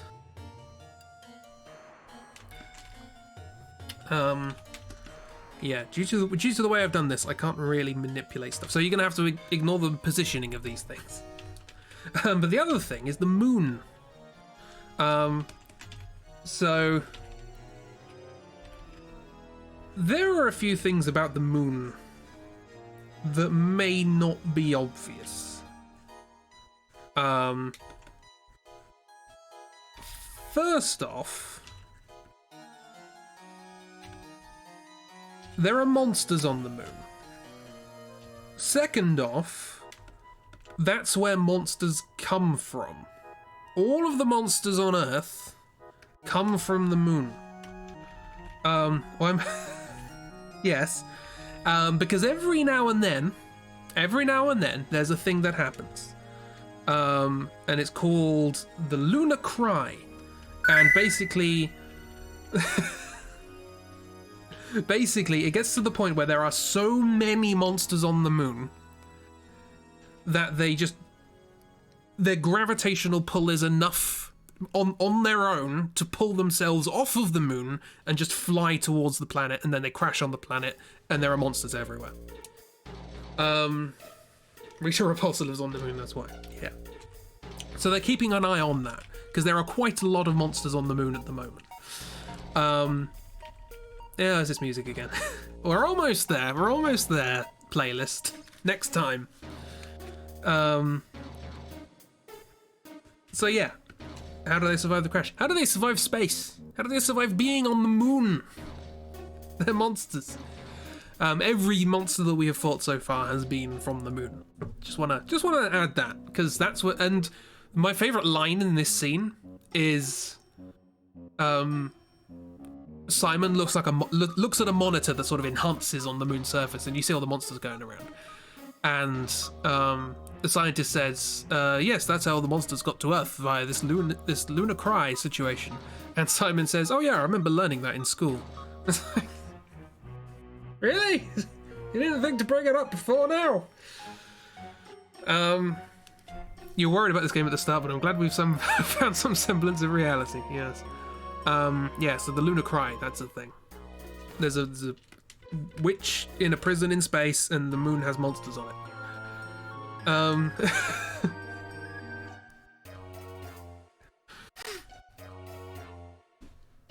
Yeah, I don't know.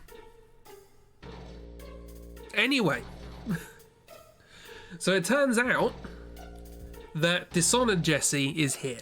So we finally get to meet Dishonored Jessie and have a chat about what's going on. She's up here as well. This is why she wanted to come to... well, this isn't the reason she wanted to come to Estes. There's the things. We'll work stuff out. Do you know, actually, I can copy the meeting from before, can't I? Where was it? 10, maybe? That's looking pretty 10. Peace and dabs. Forgot about that. Norg. You, that. No, it must be 11 then.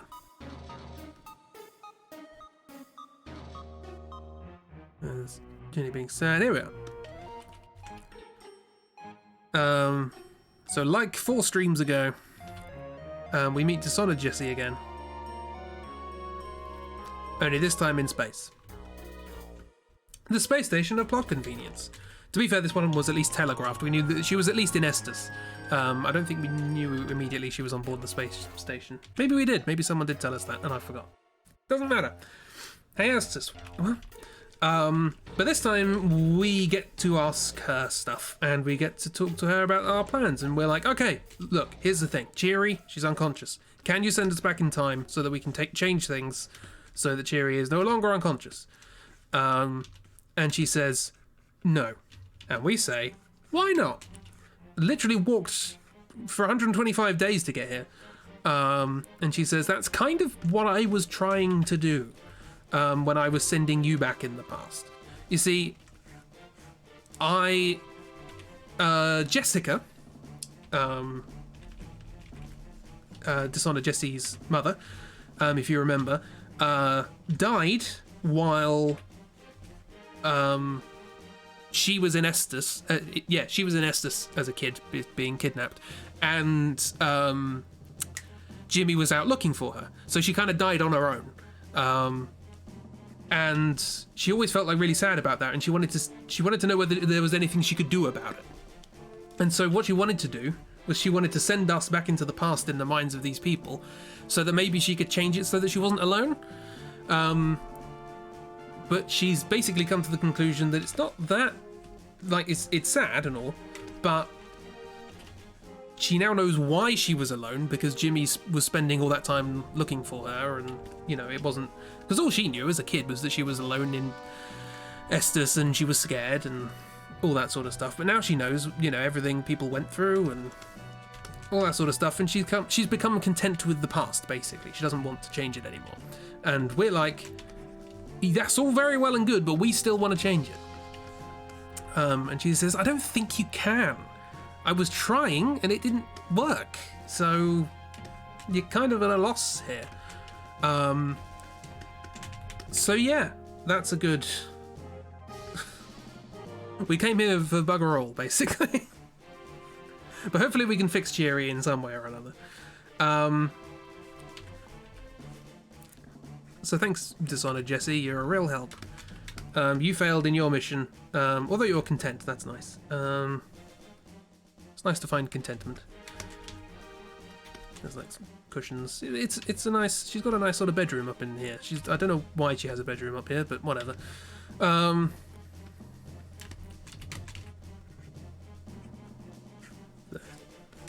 Nice sort of space windows. She's so stupid. Everybody's stupid. So yeah, we're basically saying we want to change the past, and she says, "You can't. I tried. I tried through you. My abilities just extend to taking people I know. and putting their memories into other people I know from the past. Or putting their brains into the memories of people I know from the past, if that makes sense. Why is Estes' solution to send everyone to space? I don't know. They have research stuff going on here. It's not just go to space. I don't know why the research station is in space. Maybe proximity to copyright? I don't know. Oh, Kira, I forgot to mention, Copyright is the name of the sorceress from the past who used to control Estes. Is this the first time we've named a location? Usually we don't name locations. So yeah, this conversation happens and then stuff. And then... Is this gonna work? This might work. Hang on. This is... This is not the music I wanted for this, but we'll go with it.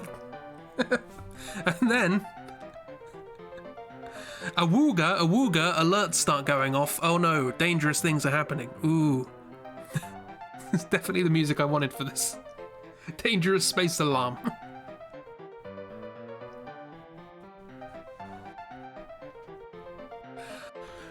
Anyway.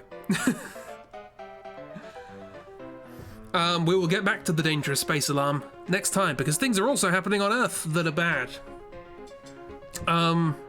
Best space alarm. Awooga, abandoned ship.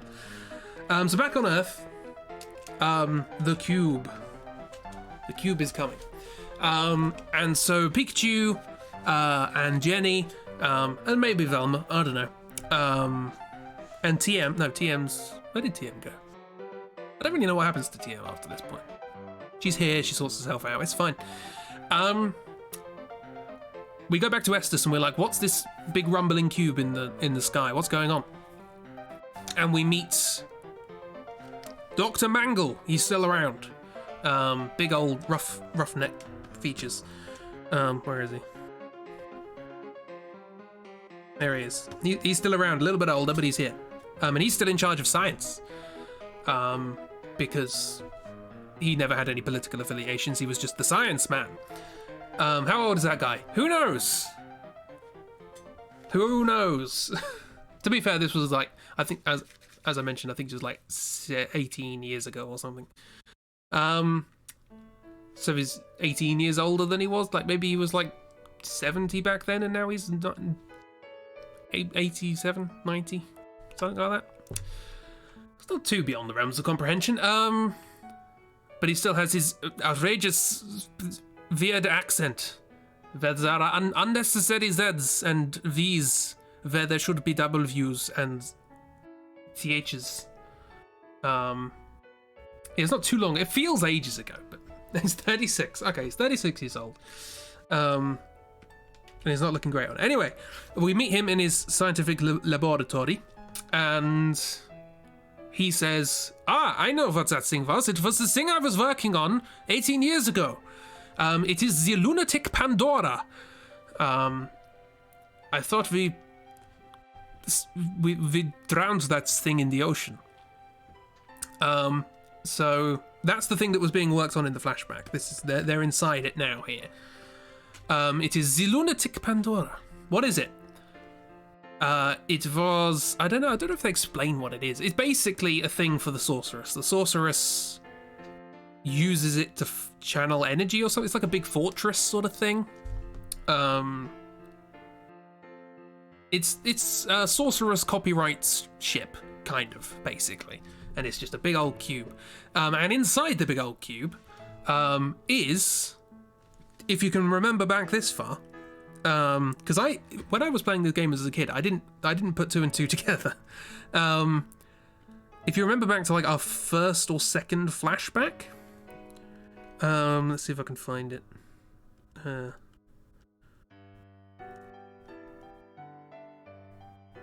No, okay, it must have been before that. Yeah, the flashback where we jumped off stuff and we were fighting Spider-Man.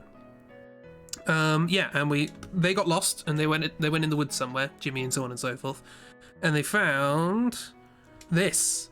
this massive crystal with things dug in it and gantries and whatever. That's inside the big cube.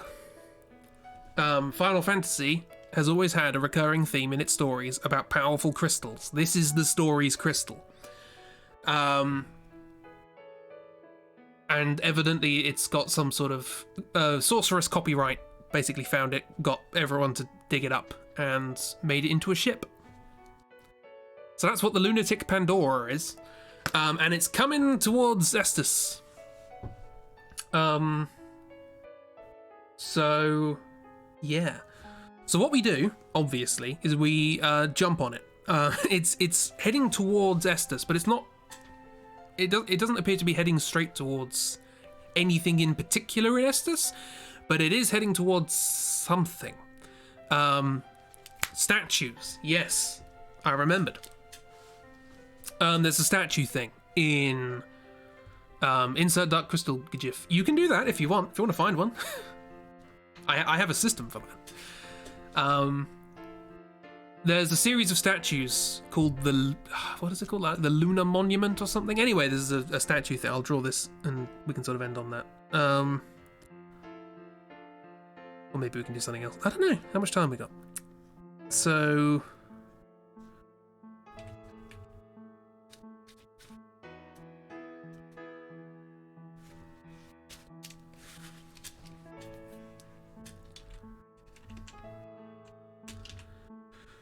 Okay, yeah, so there's this big old monument in just the middle of nowhere, and I don't know why it exists, but it does, and it's got like lots of squares around it, lots of cubes, and it's all weird.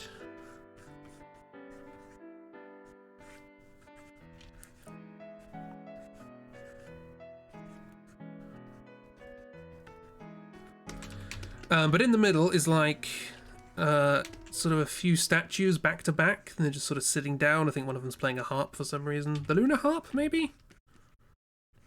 Final Fantasy VII? Is that a reference? These things are big, by the way. Here's like a person.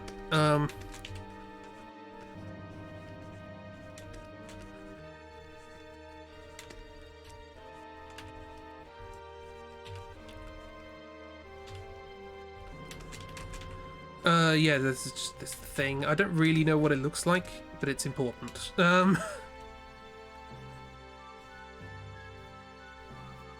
What was what? What was... Oh, the Jeep one. I was pleased with that. That's my favourite one. Because there's two jokes. Two jokes for the price of one. Lunar Harp is in FF7. Yeah, I don't know. Sensing a theme with the pronouncers you. I think I did one for all of the 8 combinations. I think one of them is the word is silent. The G, I, and the F are silent. I think that is one of the possible ones. It rhymes with Leicestershire.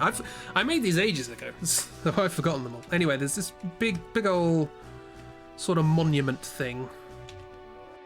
Sort of goes down a bit into it. There's like a path and it leads up to it. I haven't really done it justice here.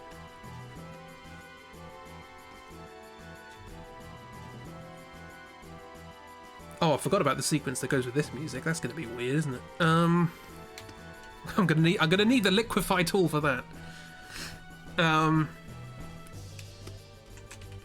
So yeah, anyway, there's a bunch of statues sort of just hanging around in the middle of nowhere. I'm still not entirely sure what it's for, but it is here. I think it's a monument or something, the Lunar Monument.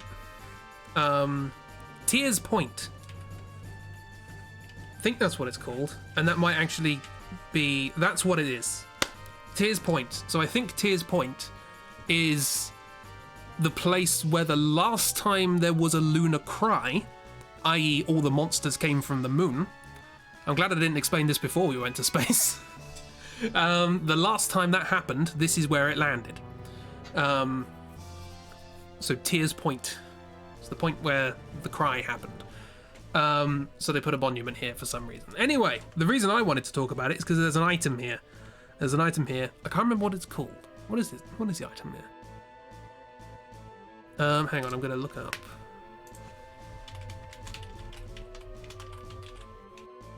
There's an item here which is really important for later. The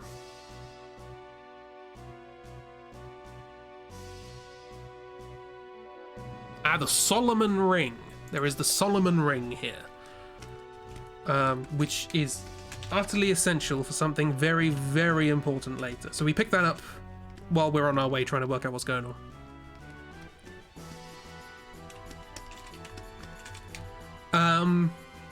Yeah, and basically we go there, we pick up the Solomon Ring.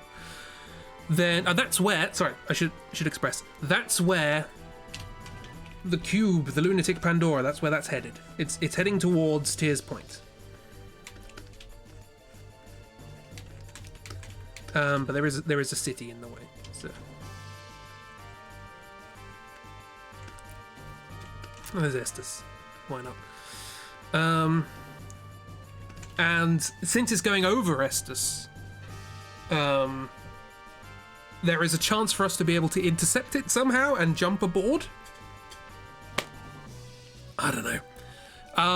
And that's what we try and do. So we got ourselves ready. Pikachu and Jenny and maybe Velma and maybe TM get themselves ready, and you have like 30 minutes to prepare or something, and everyone's panicking in Estes, and there's weird turtle creatures running around, and you have to be in the right place at the right time, and you get the opportunity to jump on board the thingy. Lunatic Pandora, marvelous.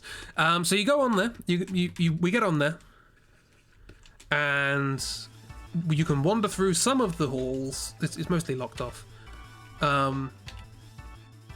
I suppose one thing I should point out is, I guess this is quite significant. I've never really thought about this. Before you jump on, some Galbadian soldiers jump off. And you have to fight some of them. So I guess that's your indicator that Galbadia are still up to their tricks. Or some Galbadians are still up to their tricks. And guess who was in charge of the Galbadians last time I looked? That's right, it was Kyle. So maybe we have some sort of indication as to what's going on here. A little bit. But before we can explore for too long, probably shouldn't have this going on in the background while I'm not talking very much.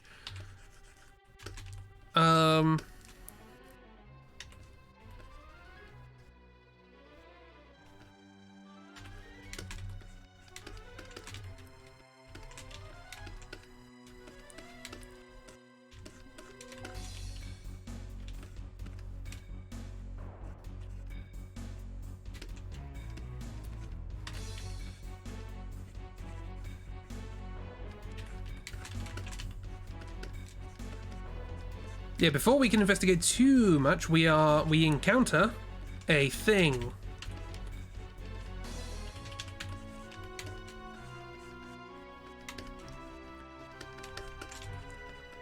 Anyone want to guess what that thing is?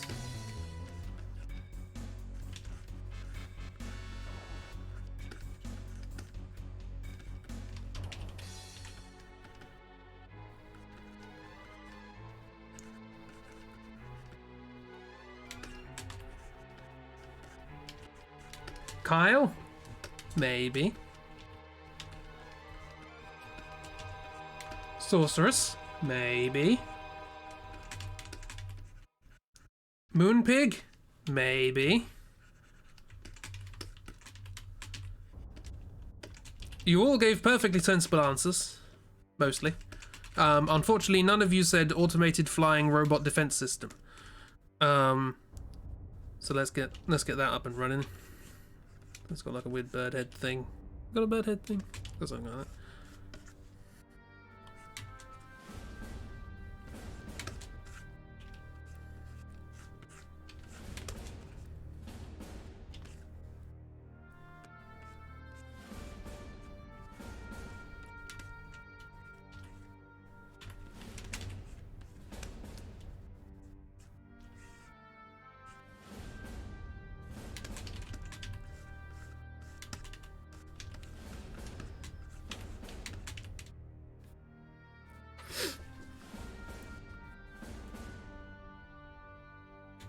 how stupid it is. The whole game is stupid, yeah.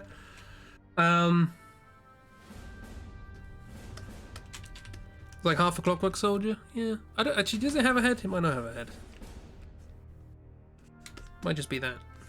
And these might be bigger.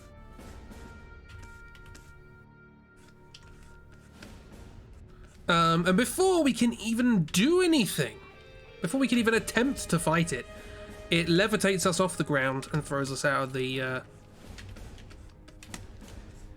thing and onto the ground, and we just see it flying away towards Tears Point. This entire build-up and resolution was pointless. Pikachu's team did nothing, is what I'm trying to say. But they tried. I have no idea what this sequence is all about, really. It's just the thing that happens. And these things sort of spin around.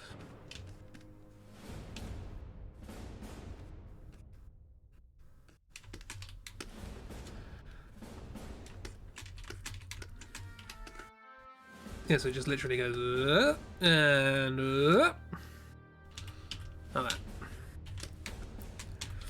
Yeah, and then we see it floating away toward Tears Point.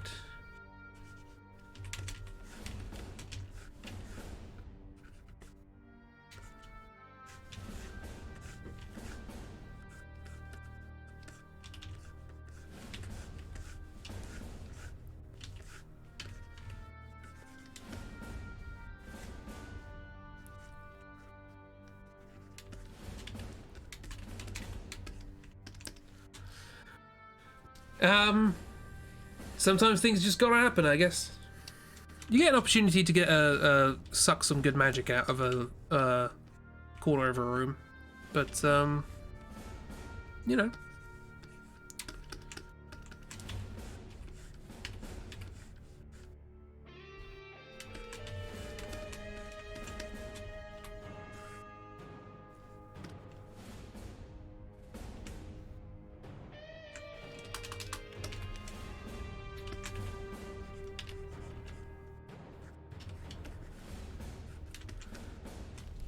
So yeah, there we go.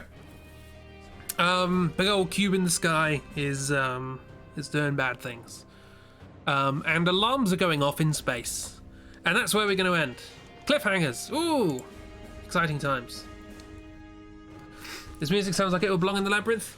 Thanks. It was one of the ones I made, so I guess that's a good thing. You really thought drawing 47 during the stream would help distract you from the stupidness? It didn't. You're still tired. Oh, we've got more to go next time. Oh, we've got some of my favourite stupidness to go next time. Yeah, I'm gonna have to skip this because it's copyright. There. Great. Yeah. Yeah. I still have only made 4 things for this soundtrack, and we're almost done, so probably not going to carry on and do more. Although I did spend a little bit of time recently doing up some of the music that I'd started making for the old Forest of Doom thing. Hopefully I can use it for the next draw through. It's cool, it's got that 80s fantasy vibe, don't know how to explain it. Yeah. Just yeeted you hard to the Moby. It sounds like Moby? That's not what I expected at all. You're looking forward to next time? Oh yeah. Well, we're in space. What could go wrong? What could go wrong? What could go right? That's the more pertinent question. What could go right and how could it go right? Right.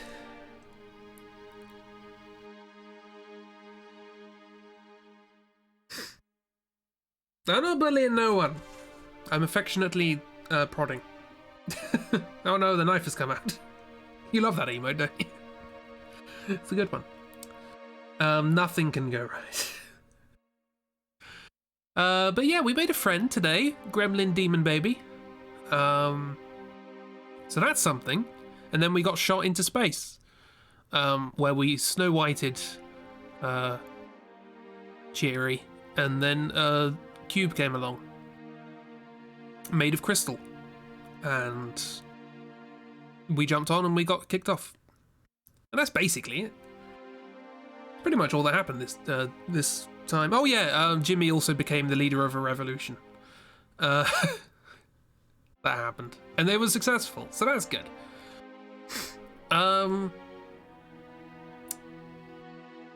Glad we Snow Whited Jerry for absolutely no purpose. It makes for a slightly more dramatic scene later. Which will be probably how we start next week. So yeah, look forward to that. I don't know how many... Because I was thinking about this the other day, that usually, like, you know, like with the Final Fantasy VII Drawthrough, like, the end area was basically the last stream. It was like, here's Jesseroth and Jessimum and all that sort of stuff. The end area of this game would probably take more than one stream.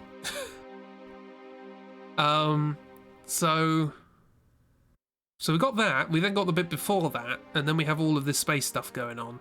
And then the bit in between those two things. It's like probably like 5 more streams, 5, 6. Longer than you'd think. We've got like another month of this. And it'll never get more sensible. Although I came to a really, to me, I'm sure for other people it's bloody obvious, but for me, I came to a really interesting revelation about the end of this game. Or not the end of the game, but the last area of this game, and how it's basically another game in this game that could have just been a game on its own. But they're just like, no, we'll just stick this at the end of the game for no reason. We'll get to it. So you don't think you can compress it into one stream? Probably not. Like I say, given... Yeah. Put it this way, there's some story significant bosses and things like that coming up, but if you remember back to when we did the Falls AU of Final Fantasy VIII, you might be thinking to yourself, where the hell are all of the bosses that appeared in this? The game's boss heavy at the end. And it'll take some explaining as to why. So we'll get to that. But before that, we've got space. And in space, nobody can hear you scream. And we're screaming quite a lot. So, thanks for coming to the stream. I hope you enjoyed it. I hope it was a good time. Hope it wasn't too headache-inducing. All I can say, I'm preparing bits and pieces for the next draw-through, and all I can say is, hopefully, if all goes well, you shouldn't feel the need to say, this is stupid, I don't understand it. So that's something. Chibi, at the very least, should not be frustrated with how nonsensical what's happening is. So that's cool. It is almost exactly the opposite of the frustration you'll feel in this. So that's cool. We're gonna have a good time with that. Yeah. So look forward to that. In a month and a half. Before that, though, we have a lot of other stuff to go through, including tomorrow we have a game stream. I forgot I need to do these. I need to do the transitions. I don't even know what it says because I'm zoomed out because OBS is strange. Boom. What does it say? So it doesn't say. No, it's not a summary. No. It's Angam. Going to play Angam. There we go, professional. I don't actually know what we're gonna play. I need to look in my list of things. Angam. Oppenangam style? How old's that? It's quite old now. Yeah, I have some ideas for things we could do. We're gonna do some little bits and pieces before we jump into a longer game, I think. And hopefully it's a good time, because I just want to try some different stuff. That was 2012? Okay, 8 years ago. That's significant.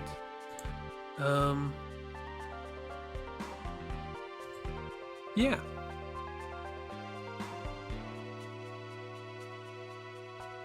I'm pretty sure there was something else I was going to say, but it's absolutely gone. Yeah. Thank you everyone for coming along. Hope you have a wonderful week. Hope it's good for you. We've got a we got a game stream tomorrow, probably a chibi stream on Thursday. Who knows on Friday? Maybe game times with friends. And then Saturday, more GAM here. Yeah. And you know the drill from that point on. So yeah, let's find some music to play us out. Let's do some Battle Flute. Why not? It's been a while. Cool. So thanks for coming along. Have a grand old week. And look after yourselves. Goodbye.